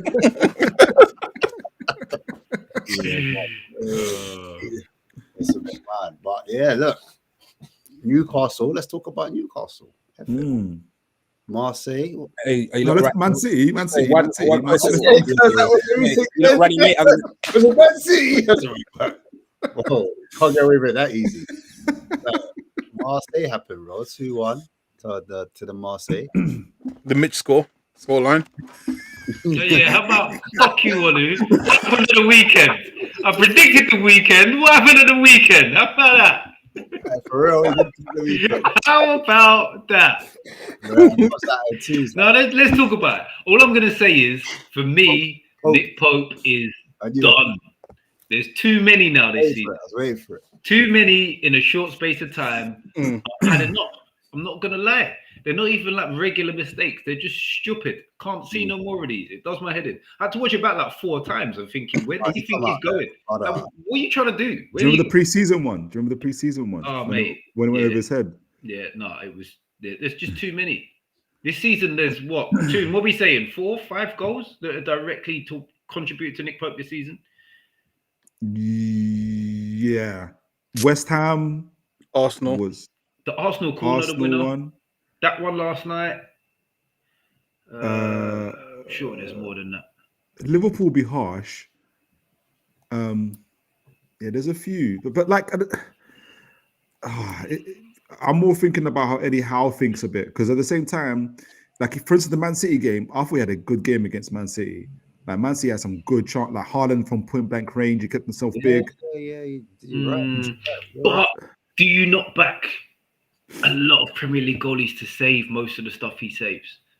Well, that's the thing. So I would want to. So someone showed some stats where, like, for instance, as a sweeper keeper, he's actually one of the best. Apparently, like if you look at the stats, he's supposed to be statistically he's one of the best sweeper keepers. But some things are just coming out a little bit more than others. I probably want Ramsdale more than in terms of not because of the shot stopping, even though he's good at it, but more for the distribution side of things. Like that would just help us because we've got a full first team centre backs now, a defensive line back. Hall, Livramento, Botman, Chow. You just need a ball playing goalkeeper now just to round it off, and we're good to go. Yeah. So yeah, I can see how sticking with him. Like I can see how sticking with him. It's mad though. Like I'm a blood clot young. That's what Yeah, no, it was that. I'm a blood clot. Even that hurt even more. But just a little bit more on the Pope thing. Like when Dubravka came in last season, we went on a mad run. Yeah. If people are trying to tell me that Ramsdale is not better than Dubravka on 90% of the goalkeeping aspects, then they're mad. So we just need to do it and try it and see what happens. Because at the minute, Pope's not the guy. Like he's making mistakes for simple goalkeeping stuff, and he's not a ball-playing goalkeeper. So what are we going to lose? It's the same as the Salah Liverpool conversation. We're getting no upside at the minute. Yeah. Where was he going to? I don't know. Like, thought he was still half time or something. And was he getting subbed? Was he getting subbed off or something? I don't understand. And the thing is, he saw Chow's there covering it. And I think it's a couple of days before that, you saw Chow against Haaland one-on-one. If you're the goalkeeper seeing Chow then one-on-one with Aubameyang, just leave it, bruv. The worst thing that can happen at the limit is that Aubameyang takes it, but he's going to be just like, he's going to have to shoot from an awkward angle. But 36-year-old Aubameyang is not going to outrun 24-year-old Chow.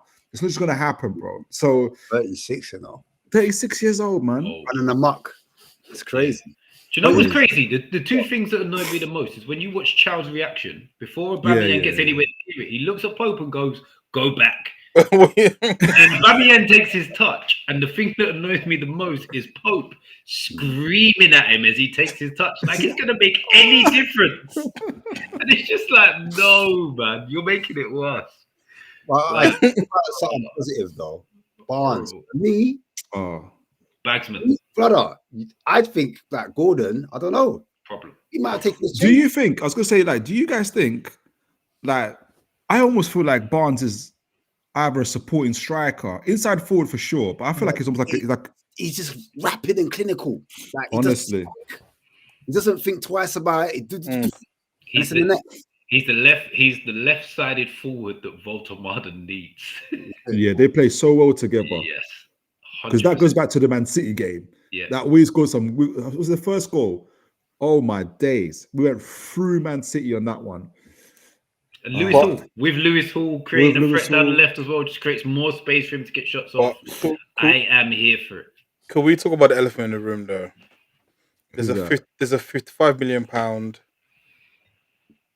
anchor right now who I've seen a few Newcastle fans say he's the worst signing Newcastle have made pound for pound because of how much longer. Okay. I heard another name, Boomsong. Remember Boom Song? Boom song. He was being put in the same conversations as Boom Song, and I remember how awful Boom Song came in after having a great.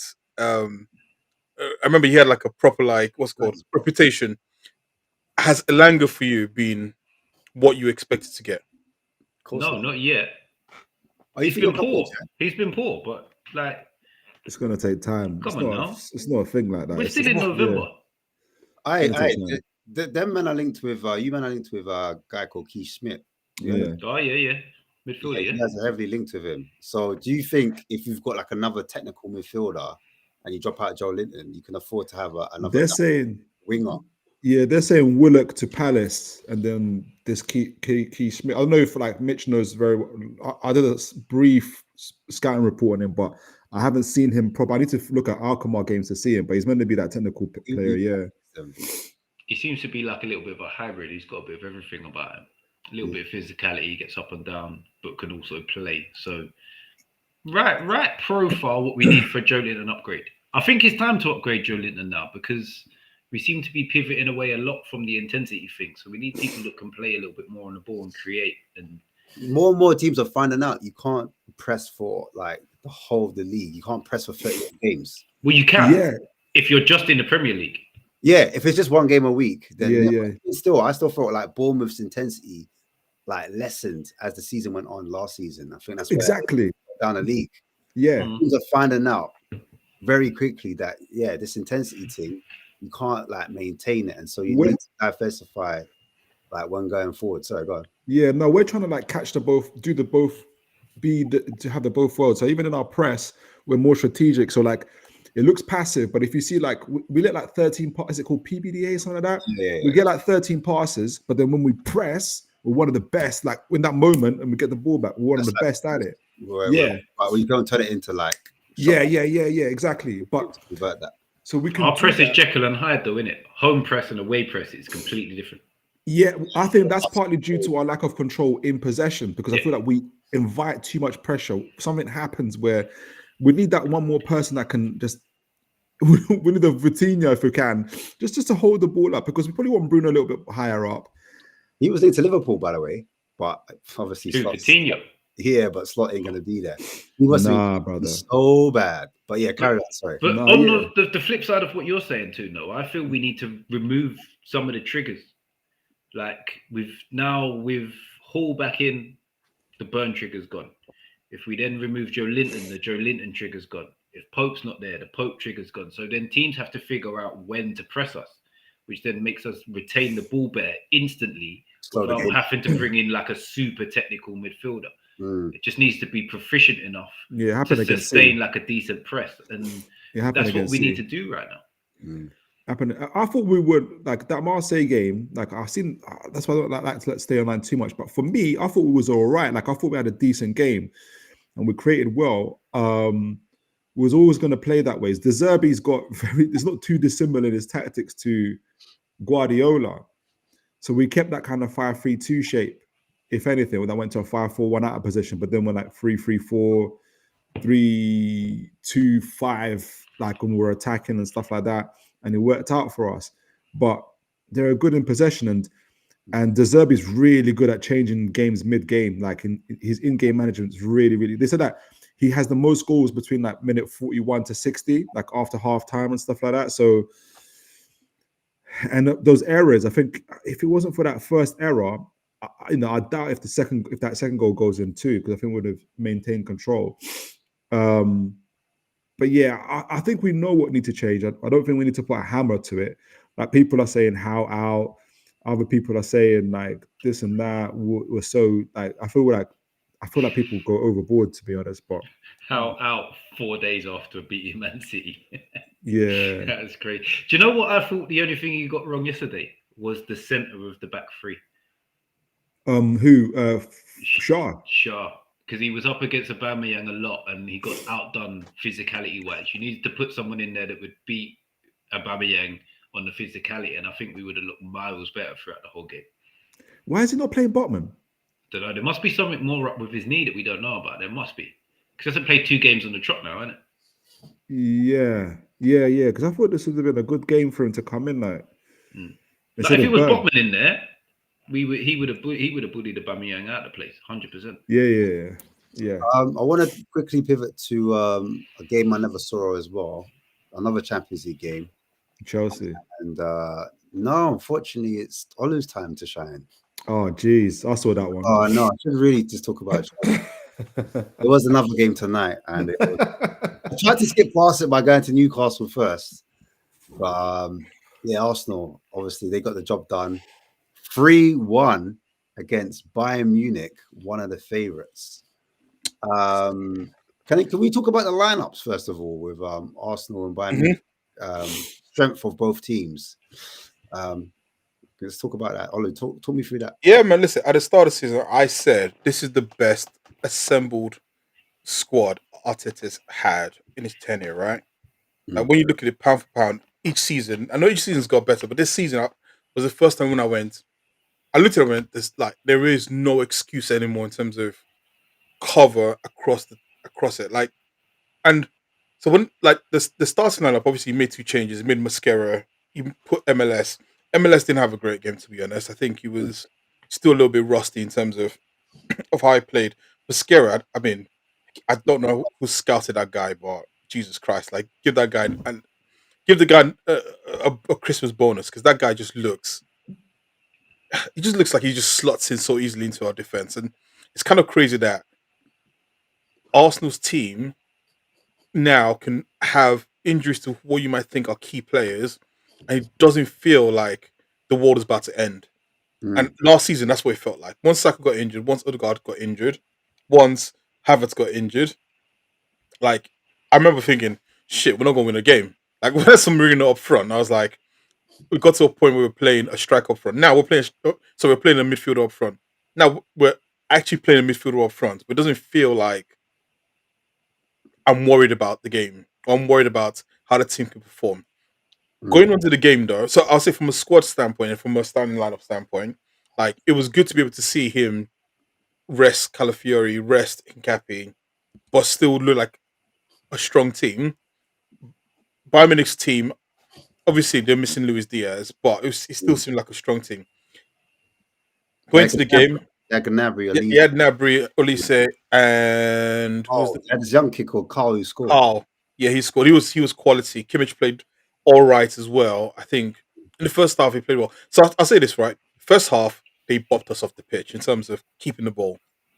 Absolutely bopped us off the pitch. It was like, I think at one point it was like they had almost 200 passes and we had like 68. Wow. We couldn't get the ball. Wow. But it was that thing of it was a lot of short passes, but you never felt like there was anything penetrating. They had 60% possession. Yeah, wow. Yeah. In the first half, like if you look at the pass, the passes, the difference in passes, like they actually were just keeping the ball. We couldn't get to the ball. But remember, yeah, like but what I said a few weeks back, where I said watching Arsenal, sometimes it just doesn't feel like the jeopardy is there, and that's what it felt like watching them play. Because Bayern, had all the ball, but just never felt like there was a constant threat. And again, but also we were toothless. Second half, like we stepped up massively, and Declan Rice, my goodness, what a player! He has entered flow state. I think right now he's just playing. He doesn't even know what's going on. He's just running around, figuring things out, just being a safety blanket, like the Matrix when he's in the numbers. Bro, it's not even just that. He's reached Ultra Instinct's version of himself now. All you hear in the background is just the doo, doo, doo, doo, and he's just running around. Honestly, like the boy is good. The boy is good. Funny. Nah, it's crazy. Like the amount of times Bayern Munich have absolutely humiliated us, and that's what it's been.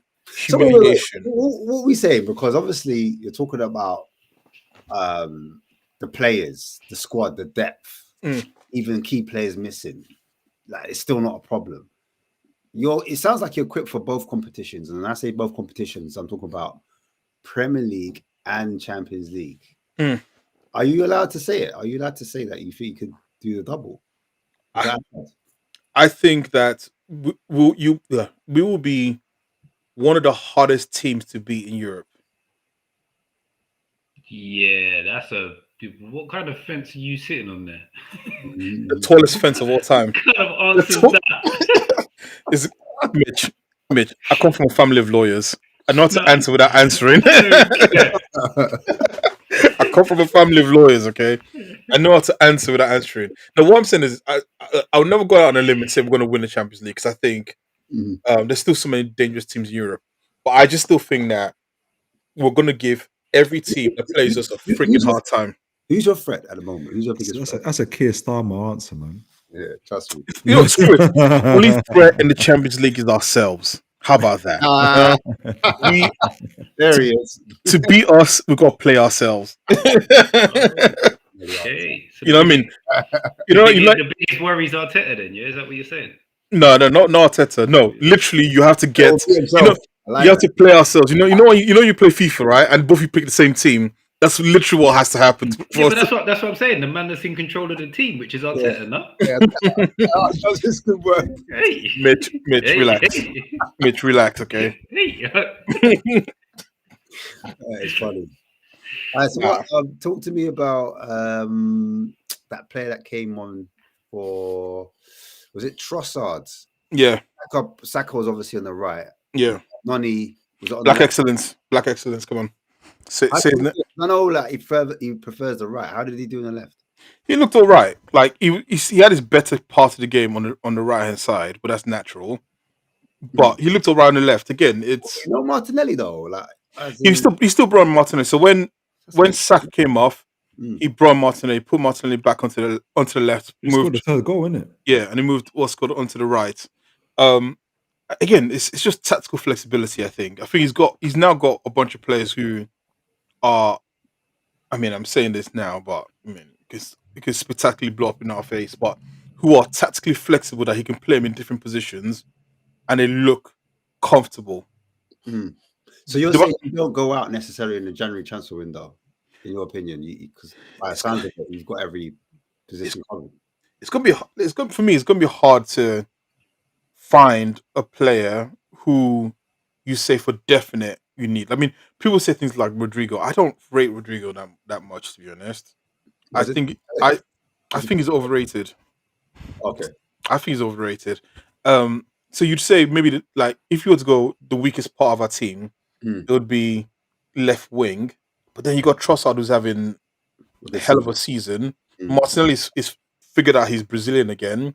Noni Madueke can play on that side as well. Like, and he's still got guys like bloody Wanieri, Max Dowman. Like, I know Dowman is 15, obviously. Like, you got Gabriel Jesus who can also play in the wings. Like, oh, fucking hell. Did you not see this goal? Have you not seen it? Dowman's goal. Dowman's goal.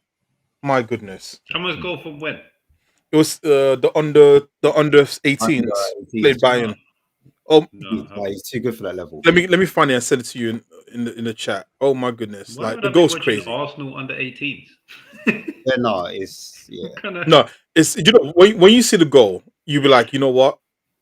I can see why people are talking about this goal. Anyway, that's the Arsenal section done. Let's move on to. That's cool, man. No jeopardy, no jeopardy. I told you, man. It's boring. I wanted to say just quickly on Eze, because I think I said something on the lines of I don't think he's going to be as big as impact as people said. And I'm wrong. I'm not just saying that because of his last two games, but him playing centrally, he had an assist for Martinelli, and the other stuff that he was doing. Like as long as Arteta lets him play more centrally, he when people say, "Oh, I want a number 10, I want a number 10." He's doing the stuff that people have in their minds that number 10 should be doing. And he's doing it really, really well. As well as the modern 10 where he has to track back and work. He works so hard off the ball. He works so hard off the ball. So can I ask a question off the back of that? Eze. Does he look better without a Gyökeres? You know, like the system, how they're playing with, obviously, I can only talk about the game I saw, which was against Spurs, isn't it? And Saka and Mourinho, the way they were interchanging, Saka played almost like a false nine at times, but obviously he was in the 10 because he dropped off. But he also knew to stand still, almost to slow it down, and to stay away from the centre backs. Gyökeres doesn't really do that. Do you know what I mean? And this reminds me of what maybe Arteta was looking for in terms of like all the fans were saying. All the fans were saying, "You need to get Gyökeres." I'm glad Berta's come in to tell him what's what, but maybe did Arteta have I've always said Arsenal's or Arteta's team has always worked best when you have a connecting striker, not an out-and-out striker. That's why Eddie Nketiah suffered so much. I know he's not a great player, so obviously he's not the best barometer, right? But defense is in trouble. I like the way you did that. But what I've said is that I think like he's even like you look at Lacazette. Lacazette was more of a like link-up player, but you look at Aubameyang, who was more of a goal scorer. Aubameyang started to like falter under that system. I think ultimately Gabriel Jesus, Havertz, even Marino as a God knows where he is, right? They're all players who are part of the link-up play, whereas Gyökeres and Nketiah are more. I'm not gonna be in the game, but I'm gonna make runs in behind. I think that you see more fluidity when you have a team that doesn't have a focal point. So maybe they'll figure it out at some point. But I gotta say, Arsenal look better when Gyökeres is not playing, and that's scary. Hey, raw! I got ridiculed for this the other night. You know. By who? By certain Arsenal fans on other channels. Because the agenda is so strong, honestly, so bad that they don't want to look like fools. You know, like when you're just like saying, "Look, I'm telling you this, that, and the other." Yeah. And it finally lands. You realize, oh, maybe I was wrong. Not a lot of people are good at saying they're wrong, especially. Your question went to Man United because they got the wing backs. They got the 2 10s behind. You need a number 9 to create the space with the runs, which he likes to do. Sesko should have gone to Arsenal where you need the connecting. You're probably better off with 2 false 9s if you've ever seen anything like that. Like, you know, I could just see them play because Sesko is even his mentality. Like he needs someone next to him. Like he played alongside what's that kid's name in Leipzig? Openda. Yeah. Right. So he would have loved to just say it again. He scored his first goal, didn't he? I'd probably go even further than that too. I would say Gyökeres should have gone to Liverpool. Isak to Man United, and Šeško. Isak to Man United. They would have been the best fits if all 3 of them players moved. No, but that would have hurt my heart. They would have hurt my heart more than what happened. But all 3 of them players still moved into the Premier League between them 3 clubs. Oh, all right. That's the best way to piece them together for me. Voltemeda at Man United. Or no, I love him now. Can't do it. No. Fuck Isak, man. Or Isak at Man United. Which one? Isak can go Man United now. Voltemeda's the guy now. No, I don't care about that guy. You know what? At the start, when you guys signed him, I remember like I saw a clip of him, and in the group I said, "Oh, this guy is better than Isak." And I said as a joke, I said, "That was no joke." For me, he looks like a much better player than Isak. And I know the Isak thing has been here for 2 years, prem proven. He's done 150 million. But when I look at it fundamentally as a football player, Eddie Howe proven. Isak is like, when I watch him, like his touch is like, sometimes his touch just looks like he's chasing the ball. You know what I mean? No, sometimes when people don't have doesn't always feel like he's close controlling it, which is why I always feel like his goal's always best when the ball's in front of him as opposed to next to him. I think Voltemeda has got better close control. Maybe that's what I'm saying.Maybe I'm being too harsh on Isak, but I think Voltemeda's ball control. I know what you're thinking of Liverpool. I'm telling you, this is Liverpool Isak. Yeah. This is Liverpool. This is not Newcastle. Close control was crazy. With Newcastle. What I remember, you know those little half space out wide. That little Everton move down the wing. Do you remember at Everton? Do you remember the Everton goal, Olu? From yeah, I remember that. But I saw Newcastle Isak. I saw Theo Walcott dribble past the whole Liverpool defense. Like it happens. Van de Ven doing breakdance moves and Broski. He still remembers it. Isak Yeah, did, With who? Isak did a few Liverpool things that Isak. weren't great, but get the ball to his feet. He was a magician for us. Honestly. Well, maybe you're right. Maybe I'm now tainted by this new version of Isak, who is honestly So he's Isak to Arsenal makes sense. actually watching him now. No, Bro, watching him now. Isak and Eze, Ooh. crazy. Maybe he just caught the perfect situation at Newcastle and it worked for him. And because he never scored as many as he did at Real Sociedad, and he's not Listen, scoring at we Liverpool. make the strikers. I keep telling you, man, not listen to what we're saying But to you. who's a better 10 though? Eze or Bruno Bruno, Well, who? Fernandes. Fernandes? Oh, Depends what you want. Like, I think he gets so much stick, Bruno Fernandes, but he's actually a throwback 10, I think, in more than people realize. When people keep saying, grenade launcher, yeah, that's what 10s do. Like, they take risks with the ball. Like, this is what it was, this is what it is. I think they're different. I think Eze is more of a modern 10 compared to Bruno. But Bruno still works really hard off the ball. But is just not as athletic and as strong as what Eze can do. But I think that I don't know how you describe him as a 10.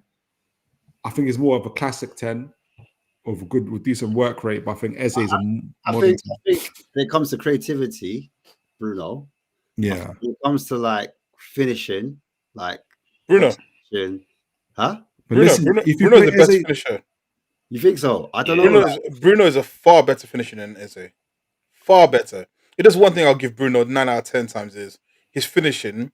Because even the chance he missed against Everton, like that shot was fantastic. Like Bruno is a great finisher. I think what Eze has got is that jinky majinky, that sort of drop the shoulder, standing still, Yeah. just quick feet.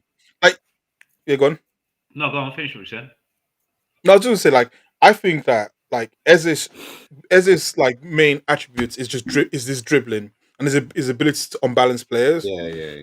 I think Bruno is a more of a like a volume passer, a volume sort of chance creator, someone who just vision. he'll try, he'll try a through ball that he shouldn't try, and he'll try it again and try it again until he gets it right. And his shooting as well is just like he's amazing. And also, as much as people hate Bruno's clutch. Like, Yeah. I know it's getting worse and worse, like in terms of as he's getting older. But let's be real, like the amount of goals he has pulled out for United, the guy's clutch. Yeah, not for real. But the more you see Eze through the middle, like he's even the assist today to Martinelli, like, that was good, That pass was man. beautiful. That Like, pass was he's beautiful. got that in his locker, but he has to play centrally.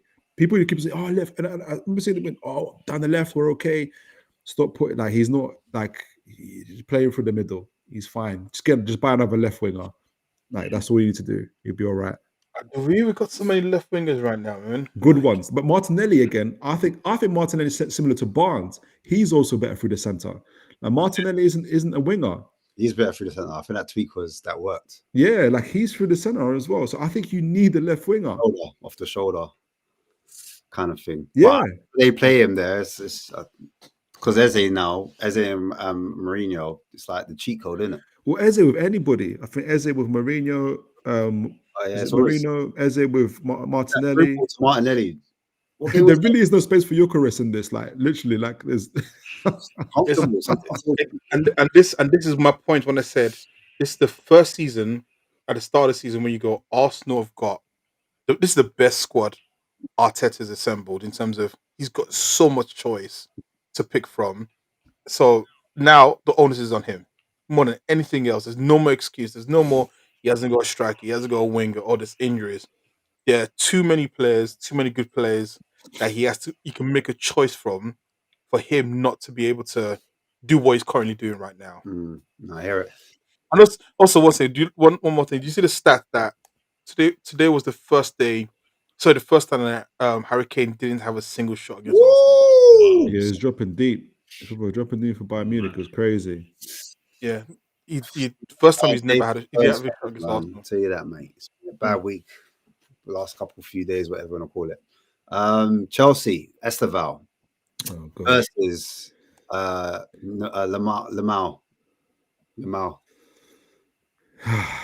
I know. I don't really wanna, but People are making out like this is the next like Ballon d'Or battle for the last 10 years. I think that's you know what it crazy. is? I'll tell you what. Chelsea are. Listen, Chelsea are doing it. because he's Crazy. 18 and Chelsea haven't, and obviously the pundits, they're going wild because obviously he scored in 3 consecutive Champions League games. Was it 3 consecutives? Anyway, he's got 3 goals in Champions League games, and he started quite well. And he's had hype before he came, so he was doing it at Palmeiras, had the hype. He's come to Prem, and then he hasn't started. But then when they've taken him off the bench, he's shown something. And then when he has started, he's done little bits here and there. Do you know what I mean? But I think because of yesterday, it was against Barcelona. Everyone was kind of talking about it, like, you know, Lamine Yamal versus. Do you know what's mad? Until you said because of yesterday against Barcelona, you could have been talking about Harvey Barnes. So what the hell are we doing here with this? Like it's going to be Messi, Ronaldo sort of Ballon d'Or competition. Because he's so young. Like he's done okay. Like I just don't get it. He's looked okay in a few games here and there. He's also looked terrible in a few games as well. So to sort of label him as Ballon d'Or candidates when there's guys like Haaland around, there's guys that play in the Barcelona team that ball out every week. Like there's too many guys around for it to happen the way it happened with Ronaldo and Messi. So do you think he'll be Chelsea's best player, or do you think Palmer will? Where do you rank him in Chelsea's? Because obviously it's a young man's game at Chelsea. All of their players now are under 25. They're doing bits.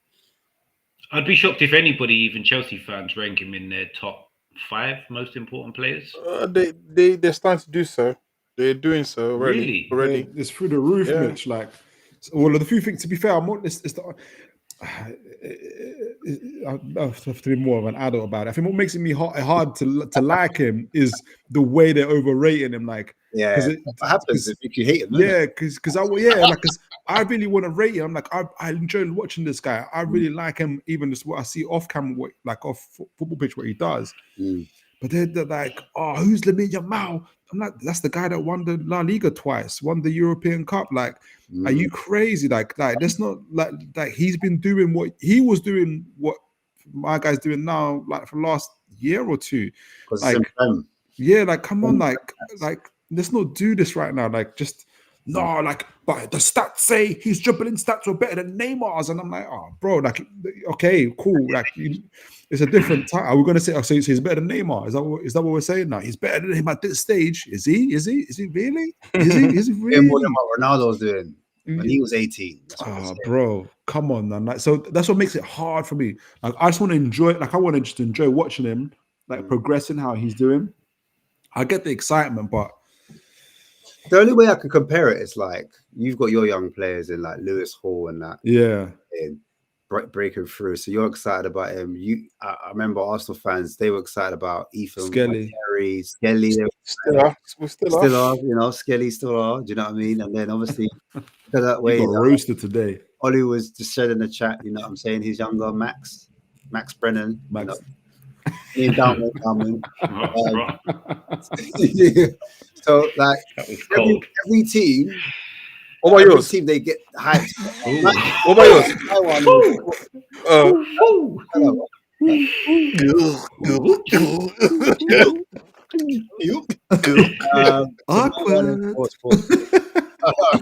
Whoa, buddy. Whoa. You're making too many noises there. Them sounds there, boy. So my one will be, we got a guy called Lucas Barnett, or we could say Lucas Barnett. We've got Archie Gray or Michael. Or you were smiling when you said Archie Gray. He said the first name and was like, no one's heard of this guy. I had another name. You nearly did an R9. He's like, R9. You said, was it right? No? But what I'm saying is, everyone, look, we got Rio as Liverpool. You know what I'm saying? Rio, Liverpool fans love him. Who? Rio. Getting played now. Exactly. It'll be who? Even that's it was out. That's got hair, fam. You say you want to go home already? I wasn't even thinking Hey, about pull over. that. Fam. Let me out. Let me out. Boys in the hood and shit. You just got off the phone to FSG to get his Wi-Fi back on. Because I promise, I will speak positive. Yeah. But we don't win nothing, so. But no, but that's my point. Youngers, isn't it? Every team, every club, they have their youngers, isn't it? Yeah. So that's the reason why you're hitting the glaze. But like I've heard some of the commentators hyping him as well. So maybe they're excited because he's the first Brazilian. Because we've had, let's forget it twisted. We've had a lot of Brazilians. Oscar, they had Oscar there, didn't they? Yeah, but I'm saying Brazilians with flair. Like all the top. But the young Brazilians, it's not going to last long. They're going to go Spain. The young ones, they all want to go. Yeah, it's true. Lose it to Real Madrid. But he cooked. What's the left back of Barcelona yesterday called? Oh, by the way, Christensen. Yeah, no, Arajao is the most stupid player on the history of football. Araujo. In the history of football, sorry. Araujo. He does not. Araujo. He doesn't deserve a name. He doesn't deserve his name. He does not deserve his name. First of all, when your accent comes out, that's like we all get it.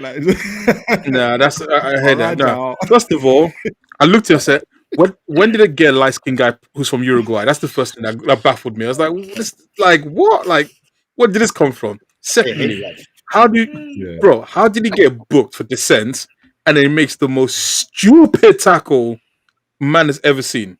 Twice. That tackle was so dumb. Double yellow. Nah, that was no. Esteval yesterday, he cooked the left back. Absolutely cooked the left back. Like, no, not like, and the goal was scored as well. I mean, that goal was quality. That angle, crazy. Just that's the Saka goal right there, man. Top weaker foot near post. But this is why I feel like Saka. I'm not going to say disrespect, but I'm going to say like it probably is a little bit because at least we've seen him like coming up as a star. And teams adjusting to him, double teaming, 3 players on him, and him working it out. Look at his upper body strength is phenomenal to me. Like, and what he does, I love seeing that. Like Esteval hasn't been through that just yet. Oh, Esteval. Remix. I was gonna Esteban. Ladies and gentlemen, we got him. We'll see. There's going to be a period where they're going to be saying Esther how. They're going to be like, you know what I mean? Like, I can't wait for that. Hey, save that. I'm right now, I'm done. Esther who? You know what I mean? Just where? You know what I mean? So, and I think Lamine Yamal has been through that a little bit more. Yeah, he has. Yeah, like he has been through. That. It's too early. You're right, man. It's too early. But like I said, I think because we're starving of Brazilians with flair, I think the last one we had was probably Robinho. But we still got young talent. There's so much like players like in each and every team. Each and every team's got stars, like young players that are coming through. Maybe because he's so young as well, 18. Like, yeah, I just think the way, like I was hearing, like, oh, how can you not say he's better than X and Y player that's 24, 25, been there, done that? You see the little dribble? I'm like, geez, bruv, okay. Now let's see what happens. Hey, listen, he's this weekend. He's got a chance to prove. Let's see what he does against Calafiori. When they're young, for real, the dribbling, I guess the play is important, and then they'll say like, yeah, but when they get older, they'll have the finishing touch. You know, like usually that last pass or the shot isn't always on point. You get me with these others. So it's impossible for you to be comparing them to these 24-year-olds who have got the experience of the finished touch or that last pass. You get me? So they shouldn't be doing it. You get me? And that's what I think. I think that's one of the downfalls of like the wonder kids in England in general, because the country, the pressure is too much. It is. You get me? Like I think maybe even done it with Rio ourselves. You get me? All of that. So are you saying Saka's the only star boy who actually lived up to the? I mean, he hasn't. To ruin it. Lived up. He got a one. Hey, he's still living. He's still living. He's still living. Listen, we called him star boy. That's a lot of pressure. That's a lot of pressure. No, And he is doing his thing. he is doing well with the pressure still. Do you, I tell you, the thing about Saka is this. Sorry, very quickly. Like in terms of skill, he's limited. Like he's not skilled for some of the other players. But I think what he does, he's so efficient. He maximizes his talents as much as Do you possible. think he's limited? And that's in comparison to some of the other players. Like I think he's more of intelligent. He Like doesn't combine him. I think that's what he does over other players. You know, like some players, they just want to go down the line, go on the outside. I think he knows when to use what. Like, he combines a bit better than most wingers. Limits them. Do you know what I'm saying? Because not every time you have to go past your winger, go on the outside. Yeah. Sometimes, and also he's never stationary. this is it. If you watch him, he's always on the move when he's collecting the ball. Like most other players want to stop and stand like their players in front of him. He is constantly moving. Which is what I'm like. So it's not about him. Like he doesn't need to do 20 step overs to go past someone. He just has to move in the right direction. This is it. Yeah, I agree, man. I definitely agree with that. But yeah, like we said, man, a lot of these young players, man, you have to weigh it out. I think Palmer, when he came onto the scene, there was a lot of hype around him, and he was 20 years old when he came on the scene. For Chelsea or for City, or both? Both. Was he not both? Was he 20 or 21 then? Basically, he was. Yeah. He was 20. I think he was 20, and he's Haaland. 22 now. Haaland was like 18, 19. But I think Haaland, because when he came to the league, he had a few seasons at Salzburg and Bundesliga and Dortmund. He was 18 at Dortmund, and people could see though. Like, if he was 18, wasn't he 18 at Dortmund? Yeah, he was 18. Is it Salzburg? Was that Him and before? Bellingham. No. Yeah. Who was here before? Yeah. Was he at RB you're Salzburg? right. Was that Salzburg? Yeah, I mean, even And still, Bellingham's still getting a lot of stick. Do you know what I'm saying? He's Yeah, still got a stick right now. Odin as well. He's a big boy. Still got a stick. To this day. Do you know what I mean? People aren't convinced on him. So Arsenal fans aren't convinced on Foden because they keep on comparing him to Saka. It's the only people aren't convinced are Arsenal fans. That's the only. That's true. You know what? It is true. It is true. I think a lot of Arsenal fans. What age do you say Sterling? 25. What's that? Sterling. Burnt out. What age would you say he burnt out? I feel like he burnt out before like his career. He should have. Sterling. Yeah. Yeah. When he joined Sterling only Chelsea. still like 29? 9. He's 29. Which is when I said 25. I mean, he's I doing wasn't kids coaching. joking. He's doing kids coaching right now. Like, bro. On the Jesse Lingard scale, he's only 2 years out of Young Player of the Year category. But he burst out the scene young, you get me? So At Liverpool, how old was he at Liverpool? 17 or something. I think he was like 17. Yeah. Yeah, 17 Yeah, when he was in his- started at Liverpool. was he 17? 16 or 17. I think, 16 or 17. I think he was 17 when he batted up the FA Youth Cup, and then the next season he was in and around the first team. Oh, so same age as Estevao right now. That similar age, yeah. What's crazy though? So apparently Esteval's played like over 100 games, or something stupid like that, basically in the Brazilian league. Isn't it kind of crazy that if he's 18 and he's played that many games? Because one of the things, again, I'm going to say about Saka, right? One of the things a lot of people used to say about Saka was he's played way too many games for his age. Isn't it kind of crazy if you're saying a player who's over 18, so he's 18 has played? Oh, Talk he comes. Oh dear. Dum, dum. Yeah. No. Isn't it crazy that actually, like, isn't there a danger that from a physical standpoint as well? Like, Yeah. he's playing a lot of games, and maybe that's why actually he's not playing that. He's not getting that many starts because It's he's good gonna for him. obviously he's gonna It's good for him. he's gonna be going through growing pains as well. I'm almost surprised if like his knees are not. Yeah, Miles getting like, it. He's got that. Was it? Yeah. Was it some mad injury, like pubic injury? What's it called? Pubic injury? Something like that? I don't know. Because like I remember when I was growing up, like I had the issue with my knees where I was getting growing pains in my knees from playing too many sports. I'll be surprised if he's not going, like, at some point he's not going to go through that because like he's 18 and he's played over 100 games. That's a lot. That's crazy. That's a lot. It's mad.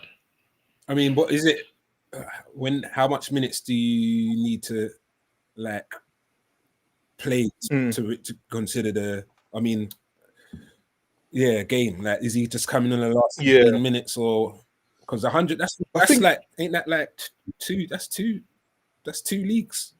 That's more. It was like 16 when he first in the scene as well. And he Say, kind of, when did Walcott retire? Because he was 16 when he burst on the. 31 or 32. He was young. It's like yeah, but Ronaldo. he had Ronaldo. Ronaldo muscle injury. Nazario. Sorry. Yeah, no, I say Ronaldo Nazario. When he was 17, he was at PSV already, scoring like 8 goals a season. But by the time he was 25, 26, his knees packed in. Yeah. Do you know what I'm saying? Sorry. So Esteval played in 2004. He played 45 games. In 2005, he played 37 games, and then he's played 17 games so far for Chelsea. So it's 100 including Chelsea. Like It's a lot of games, man. a lot of But games. but the one thing we could say, because Chelsea, they've got loads of wingers. Do you know what I'm saying? And then number 10, Palmer will be back, not next game, but the game after, from his fractured toe, innit? So maybe there's a He's a chance that madman. Palmer plays in either the 10 role or he plays, because he can play out wide as well. So maybe they're conscious of it as well, and they might swap it out. And you know how Chelsea go on as well. They buy every season, they buy 10 wingers. Do you know what I'm saying? Yeah, that's true. They got that Openda guy. No, No, this it's guy. Kunda. Kunda, yeah. Of Kunda. Quenda, yeah. And he scored today, innit? Mm. Apparently it was a banger. I didn't see it, but apparently he scored a banger again. So Alexis. And they got Alexis. that boy from Strasbourg, Emega? Something like that. It's From a- Strasbourg. yeah. And also Kendrick Pyers. Kendrick as well. Pyers. They got so many young like wingers / attacking midfielders. What are they gonna do with all of them? I don't Sell know. them. Of course, Well, what do you know? Wait, let's talk about Chelsea like as a team, though. Does anyone think that, like, going to preview slightly, they do the unthinkable when they upset and get a result? Ollie's shaking his head already. So then why'd you even ask that question? It's possible. Does anyone take them seriously? First of all, does anyone take them seriously as a in the title challenge? Are they in it? yeah. Yeah, look, my philosophy is everyone's always in the title challenge, but Just I like- didn't. My predictions for the season were I thought they would actually go back in points. I still have reservations as to how good their recruitment is. So it might be a bit me being prideful and not seeing what's in front of me. They are playing really, really well. I just don't see they have the sustainability to continue as it is. And they've got a next round of fixtures. I don't know if anyone's got their next round of matches coming up. If you can see it, obviously they've got Arsenal and stuff like that. Obviously they won against Barcelona, but I think we're going to know a little bit more about who Chelsea are. Yeah. That was a big result for them, though. I think. Yeah, absolutely. I mean, it's not like it's the first time they've like beaten a top team. Yeah, you know exactly. So I could be, as I'm saying, like, I could be a bit prideful and just like sticking to my predictions, but I just don't think they've. When we're talking about their transfers, we weren't saying they had a booming players they sold, the players they brought in. I felt like they stood still. But don't you think they, apart from maybe their centre backs and their goalkeeper, don't you think they've got a decent spine or not? They do, but if we're talking about title challenges, like Arsenal took 6 years to get to where they are, and that's like consistent kind of building and building and building. Chelsea have built, it's been what, 3 years now since their thing, but it's just so, it's like on steroids. Like they've literally bought and sold whole squads and everything like that. Big up box office. Box office, build it, crazy box office, You know, so I don't know, but I know what you guys think though. Yeah, I don't know. I thought they were one of 4 teams that could win the league this season. Now, I mean, one of 3 now, because obviously someone in the top right has decided they want it to be shit this season. But You manage your bounce. I think Chelsea will be the defense definitely, but I think also the wingers as well. I mean, obviously we're talking about Estevan, how good it's been, but I just can't trust the team that has Garnacho as their main starting winger to be title leading or title winning. I don't know. Something about that just. But don't you think that Neto can also play? He's shit, but sorry, he's Martinelli. He's Martinelli without a Brazilian passport, and Martinelli is better than him. Wow, does everyone feel like that about Neto? I think it's good.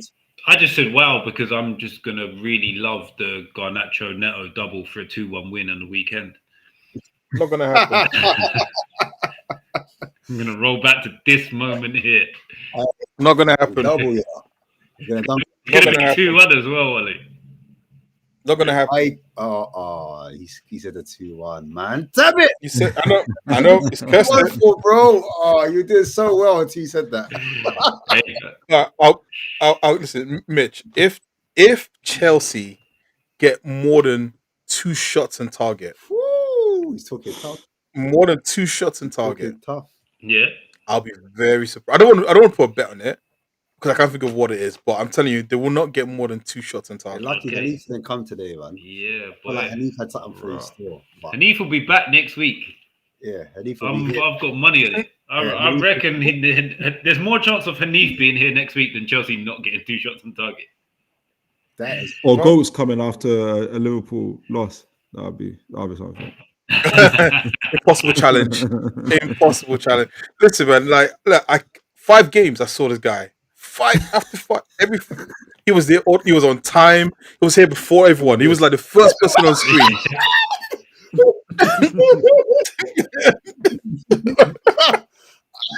I just want to know. I have a question.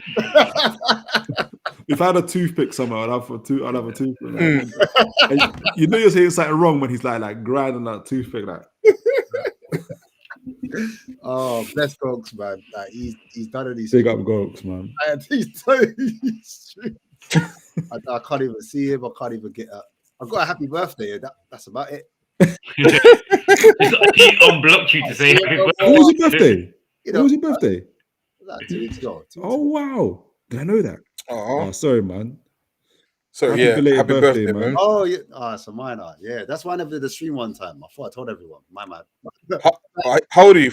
Are you 41? No. 4-1. Get it?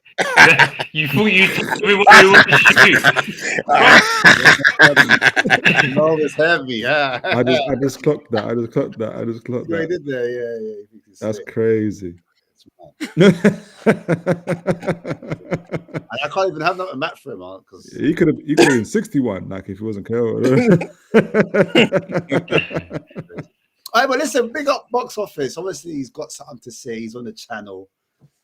The floor is yours, broski. Well, do I have something to say, Ash? I've got nothing to say, bruv. Like, we weren't expected to win today, man. I'm here to see what Liverpool fans are saying, like, and all these people. Like, I've got nothing to say. I've got nothing to say, bro. I'm like, I couldn't see the whole game, but the only thing I would say is that it was nice to watch us play, but and some players did look like they play well.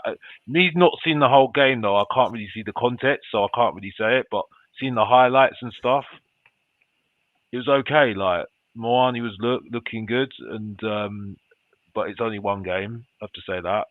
And some of the goals that we scored, the first goals wasn't that bad. Do you know what I mean? So it's not really much to say, really, isn't it? I just don't like the consistency, bro. That's all I can say. The consistency is not. I don't like consistent. When it's not consistent, I can't really Talk on it. I get what you're saying. talk on it, bro. That's the only thing, bro. You know what I mean? Because Deci came on, he was not happy at all.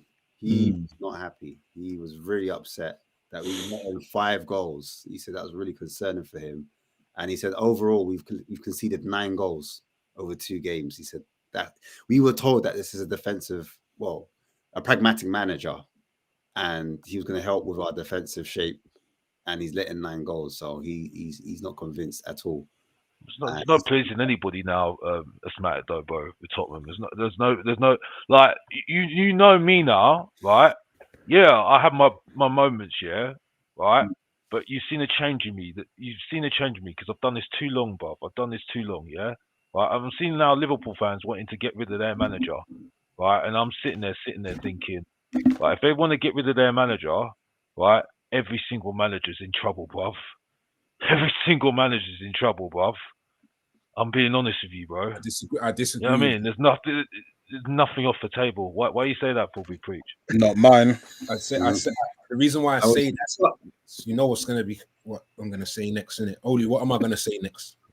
Oh, champions. Yes, we get it. So why I say that, why I say that is because he's had the formula.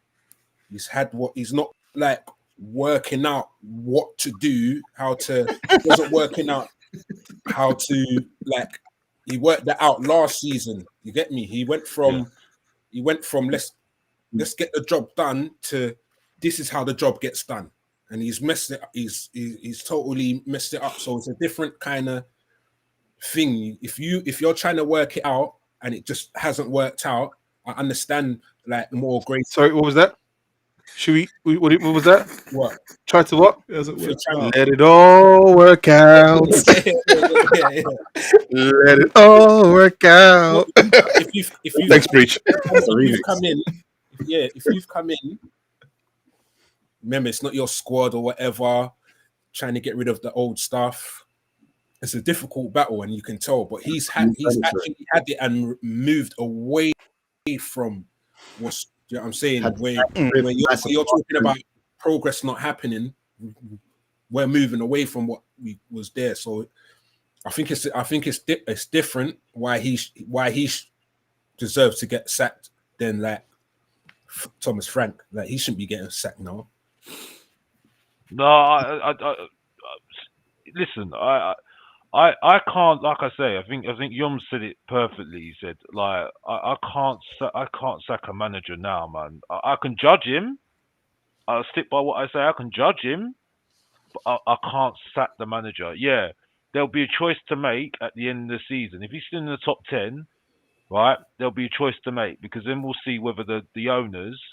I'm not going to go into the owners too much because Tottenham fans talk about the previous owner too much. It's weird. He's gone. Right, the owners, whether they are really with Frank or not, you know what I mean. We'll see. You know what I mean? Because when people go through bad spells, then you'll see whether the owners really back the process or not. You know what I mean? Yeah. But like for now, at the moment, like there's no knee-jerk reactions at the moment. It is what it is. We chose Frank. We have to move. I'm not. He still has to prove himself, bro. You know what I mean? But I see a point. I see a point about Arne Slot, and I can come to agreement on your point. You know what I mean? Because you know more than me. Because I can't watch every single full match because I'm not going to be this guy that talks about HG. No disrespect to Tactics, and don't get scared, Toon Tactics. You know what I mean? I'm a calm man right now, brother. You don't need to run away like last time. You know what I mean? We're all friends here. You know what I mean? You know, you're actually good guys. You know what I mean? Thank you, I actually sir. like you guys. Don't get used to it though. But yeah, it's just just at the moment, just I don't. I can see your point about Arnie Slot. It's just I just need your You reaction. finish to keep him. You finish to keep Arnie Slot. I don't see why not, because who's going to replace him? That's the thing, because I hear people sack managers. Okay, who's replacing him? You know what I mean? It's all right to say sack the manager. It's like the whole thing with Thomas Frank. It's like, oh, sack the manager. Like, that's what Deji says, sack the manager. Who do you have in? I think You know what I mean? Cochrane or Matty Wells will have to come in, isn't it? Well, I hear a lot about Cochrane, but being number 2... Worked under Tuchel, innit? Worked under Tuchel at England. I know, but being number 2 is different to be number 1. You get what I'm saying? That's true. So this is where I don't know. You see what I'm saying? Like, would you get the manager in or instant? Sorry? FSG, bro. Yeah, I think Gerrard might have to take over if Slot went. But that's ridiculous, though. Yeah. What is that based off? What is that based off? You know what I mean? It's like vibes. It's just exactly just vibes. You know what I mean? It's just vibes, like football. I just think it won't be vibes, bro. You lose a game and you go back to the studio, bro, with the headphones on. I know. just rapping, bro. I know. I just think it's just all this, and this is why I've kind of switched off a little bit. It's interesting. You had the conversation earlier about players and the young players now are really good now these days, and they're wonder kids now. And there's so much pressure on them. Well, the fault of that is because of the press and all these YouTubers hyping them up. It's like, for instance, like Archie Gray and Burval. They didn't do too badly from what I saw the highlights. Didn't do too badly. Of course not. But it's just this over hyper plays, and it's like, then, you can't put pressure on them. They're too young. Well, why are you overhyping them for? And they're in the Champions League squad. So it's just this is where I'm just all about the consistency for me, and the reason why I say this is I look back on history of Tottenham players like Lucas Moura, Burbine, Harry Winks. I've heard now that we want to bring through the youngsters, and because we need youth players that have got the heart of Tottenham.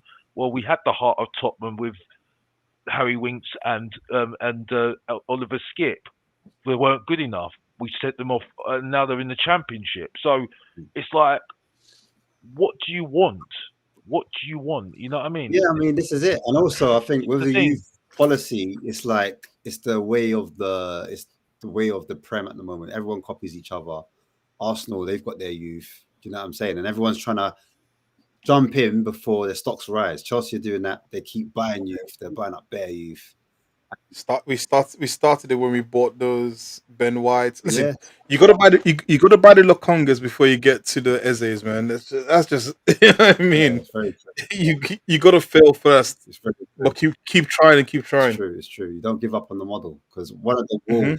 pay dividends. Do you know what I mean? Even if you get 3 or 4 youngsters and only one of them works out.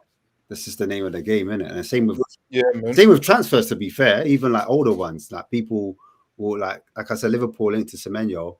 There's no evidence to say that Semenyo's going to do well at Liverpool. Do you know what I mean? Mm. And I don't know if that's come from Arnie Slot or if that's come from Edwards or one of their scouts. Who's to say like he doesn't go on there and flop and he only works at Bournemouth? Do you know what I mean? You've seen it with Kirkus. We already spoke about that. Kirkus ain't doing too well.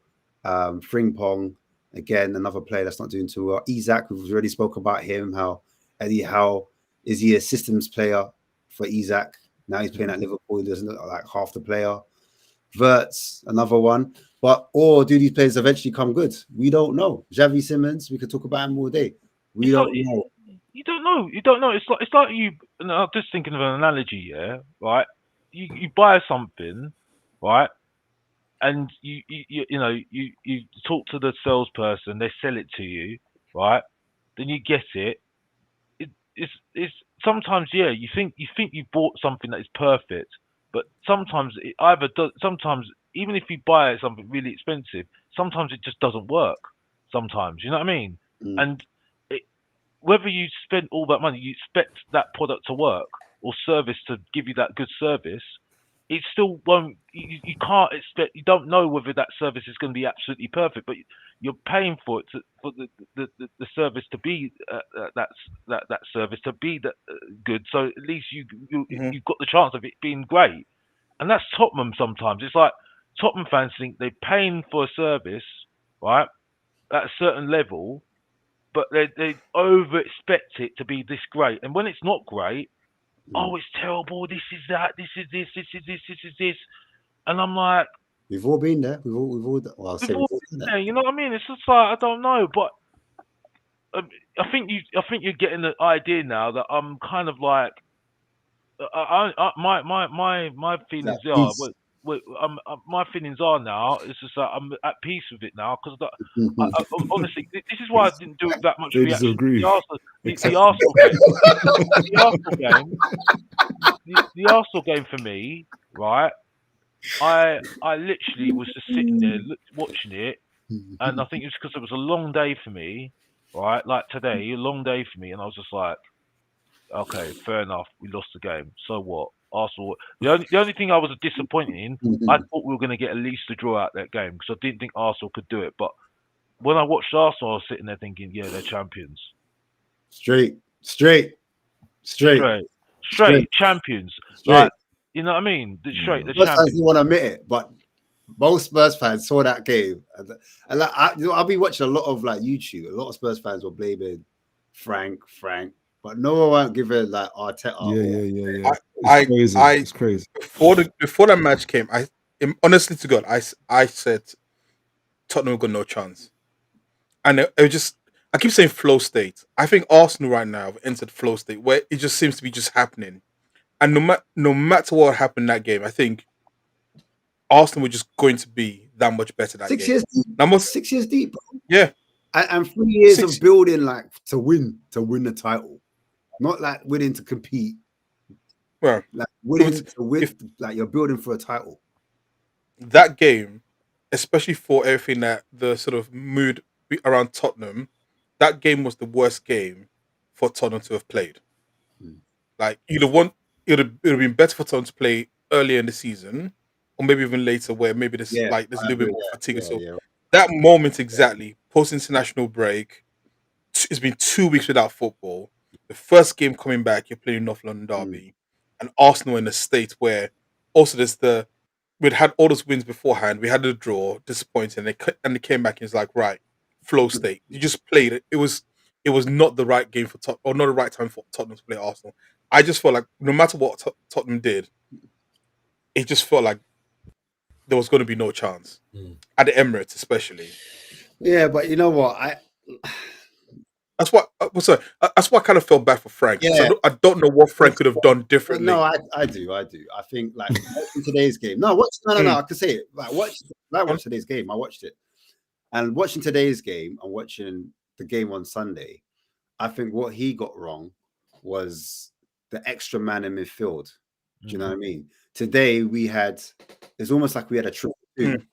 We had 2 normal double pivots. Yeah. So we had Gray and Bentancur, like protecting the back line.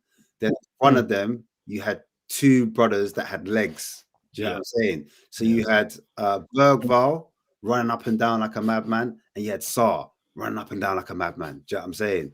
So that presence alone, that energy, that helped feed out to the rest of the team. Because the defenders, they weren't sitting low, they stepped up. And then the 2 strikers we had were 2 strikers, isn't it? We had Richarlison, and then we had Moani as well. So those 2 were pressing from the front, then the 2 behind them were pressing, and the other 2 went behind them. And so we were higher up the pitch. We kind of tried to congest it, make it a bit harder for PSG. Didn't give them much time on the ball, even though they played through us. Do you know what I'm saying? It did look a little bit better because compared to like the Arsenal game, we had just Alina and Bentancur, and then that was it. Do you know what I mean? That was it. And the rest was like a back 6 or a back 7. Do you understand? Yeah, Not forced us all the way back. And then after that, it was just like, well, boy, let's just hold on here. And we tried to hold on until you lot scored like 30 minutes. Apart from that first chance that you man created when Eze did the little dink over the top, and then obviously Rice ran onto it, hit the shot, boom, keeper saved it. Fabregas set it. He exploited our wings. He exploited our wings, our flanks, definitely, because it was the start. It's not the goals weren't caused by but it started from the wings because they were targeting Adoji constantly, every single time. Every single time.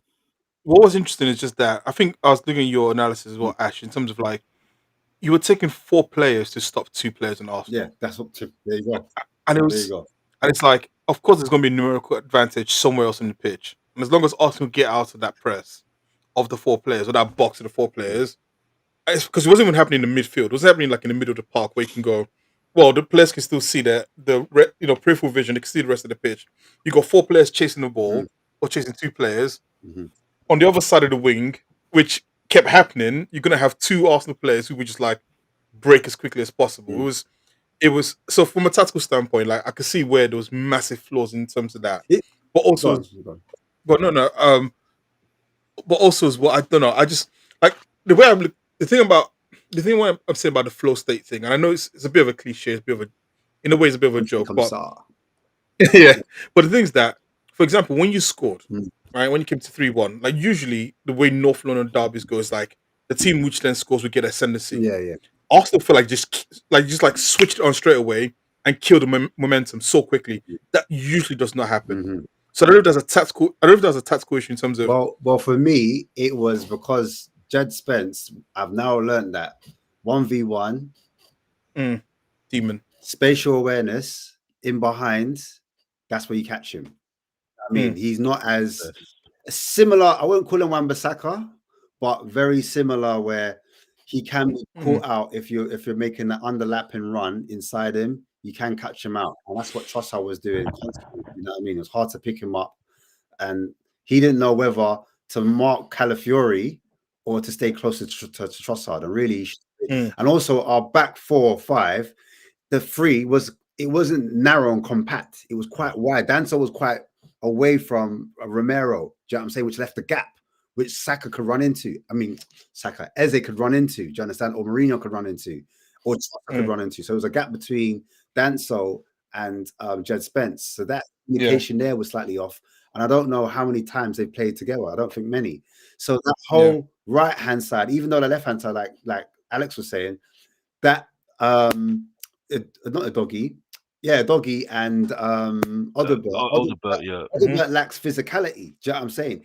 As a fullback, not a fullback, as a winger, he's not able to protect the Doggy. Do you understand? So now was another issue. Do you know what I'm saying? The physicality matchup against Timber was not there to be had. Do you know what I'm saying? Timber versus Odegaard was a mismatch.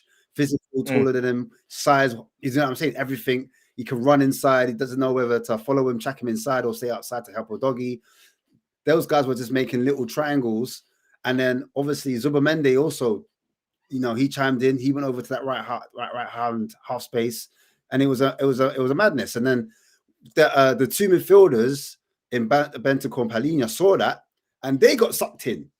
You know what I'm saying? So then when they got sucked in, then the space in the middle, you know what I'm saying? Arteta just knew what he was doing. He was like, because at times it was Zubamende would drop in, and then Rice would go. Then sometimes Rice would drop in, and then he would go, and then Zubamende would go. Or California would play the back three, and then he would step out of, and it was just so much, like you said, flow state. It was so fluid.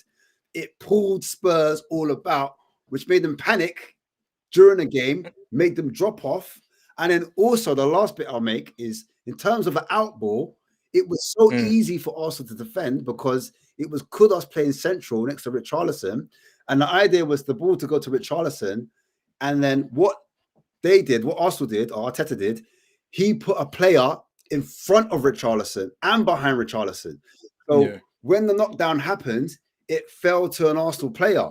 And it was so easy to defend because it was just so central. They just all their players like close together in that middle part. Do you understand? So they kept winning the duels where Frank was like, I want to win the duels, I want to win the second balls. But anyway, bro. Hence why we don't rate Richarlison. But we're gonna hear a lot of people saying that we rate Richarlison, and the worry for me is right because they look at the stats for Richarlison, they look pretty good for certain people, that this guy might get a new contract, and if he does get a new contract, really, I don't know what we're doing here. So can I? Because is he not like being the man right now for you? Like, even though it's not being the levels, it's not the levels that you want, but because like for me, I see Szoboszlai like all Liverpool players now are rating Szoboszlai highly.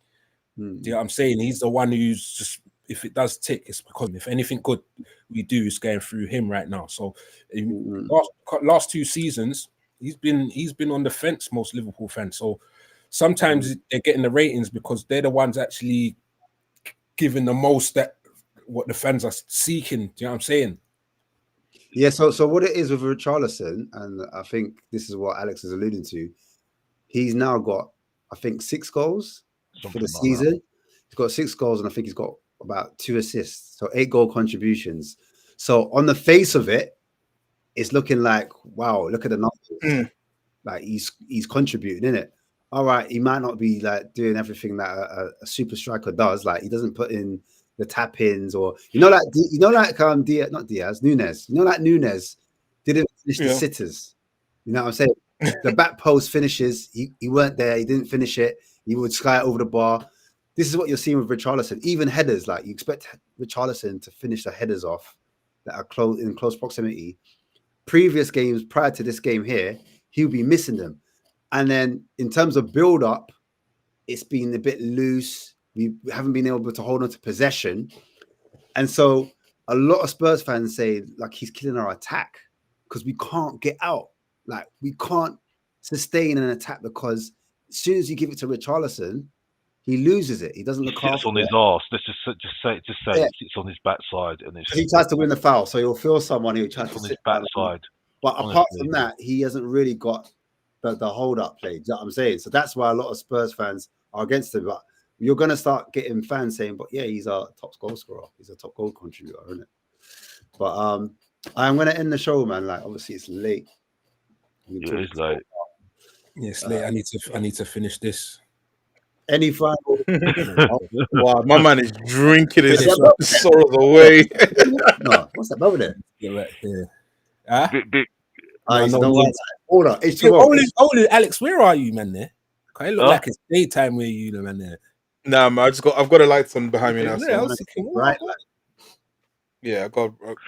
I need the backlights, No, or no, else, yeah, no. you know what I mean. the melanin, you know. Yeah. it's not weekend much. yet, Big Preach, man. You need to wait for weekend, bruv. Yeah, you need to wait for weekend. Bruv. Nah, he's What is he's good? watching darts, drinking already. Guy's broken, man. All that champion talk. You got the way is no. We're gonna have this conversation. We're gonna have an intervention. Watching Nah, last you highlights. you got yourself too Last season hyped up. highlights. We were warning you. No, yeah. It started off. It started off with that Man City game. We were warning you and saying, "Don't get your hopes up too high." You're still buzzing off the. Remember, Oh, we're still you champions. lot- Look at you it lot now. keep You're forgetting there was broken. 5 games before that as well. All Bro- them things. I know that, but now you're broken. Now, before you still had the chest. We were Now my broken. man is watching darts. Next week's gonna be cricket. Next week is gonna be after that's gonna be It's nearly curling. Christmas, It man. might It's not nearly be that long. It might not be that long. It's might- nearly it might not Christmas, be that bro. long. Nearly Christmas, bro, and then it's nearly January. So then you can get your signings in, and then it's nearly the Yeah, summer. Semenyo. Yeah, another striker, not defender, Yeah. another It's striker. it's definitely got to be a defender. Remember, it's 2. Remember, we're linked to Gay and Firmino. Yeah, no, Eric. Oh no, you need them. We definitely need defenders even the back line that we have today, man. Yeah, no, it's a problem, man. It's a problem. Where can we find you, Toon Tactics? Yeah, guys, you can find me on YouTube and on TikTok. I've got a show on tonight at 8:30 p.m. doing a match preview for the Everton game and a bit of a review of the Champions League game to Marseille. So, folks, do join me. Look out for that. Big up, big up. And for those on the watch back, also, Mr. Box Office, where can they find you as well? Mr. Box Office TV explaining why it's an absolute nonsense about XG expected goals. Honestly, absolute nonsense. Absolute nonsense. Tottenham fans going absolutely meltdown about it. And Today's actually was really good at Mr. Box Office. couldn't give a monkeys. I could have told you that by watching the bloody game. Go and watch the bloody game. Honestly, use your bloody eyes. You'll see me at the Fulham game as well, because for goodness sake, I don't know how I bought a ticket off somebody for the game when I could have Don't say really that gone out out, loud, really, to be honest with you. You Even love though it, it's that's cold. But anyway, moving on. But yeah, you're going to see less reactive content because this is like the crap right now watching Tottenham. Honestly, honestly, I'd rather be at gym. Honestly, bloody hell. But yeah, I like the earlier Mr. Box Office. That's the one that people want to hear the reactions. The philosophical one, like the one that's accepted. I just accept it. I'm accepting it, bro. I'm calm, bro. I'm That calm. was Two, look at both of them broken. You need to watch some Tottenham fans. They're going out their mind right now because we lost 5-3, which we're always going to lose. I'm just like, yeah, man. But yeah, it's Mr. Box Office TV. And yeah, the best, the worst, and bang average top 5 is definitely coming. Honestly, it's coming. It's coming. Yeah. Anyway, back to you, Asma. I'm going to bed. I've had enough. Yeah, nice one. I would like to say an honorary shout out to my panels. Big Preach for turning up. I respect Big up, Preach. Listen, it's not easy what he's just done. You know what I'm saying? So big up, Big Preach, man. I respect him all the time. You know what I'm saying? And we're getting through our thing as well. So don't worry, I understand, man. Your thing's expected though, like misery loves company. I'm just saying. Careful, Ash. After what you did to me last week, be careful. I'm not falling for it. And Olu, we don't really care about Olu, do we? We're Swiss people.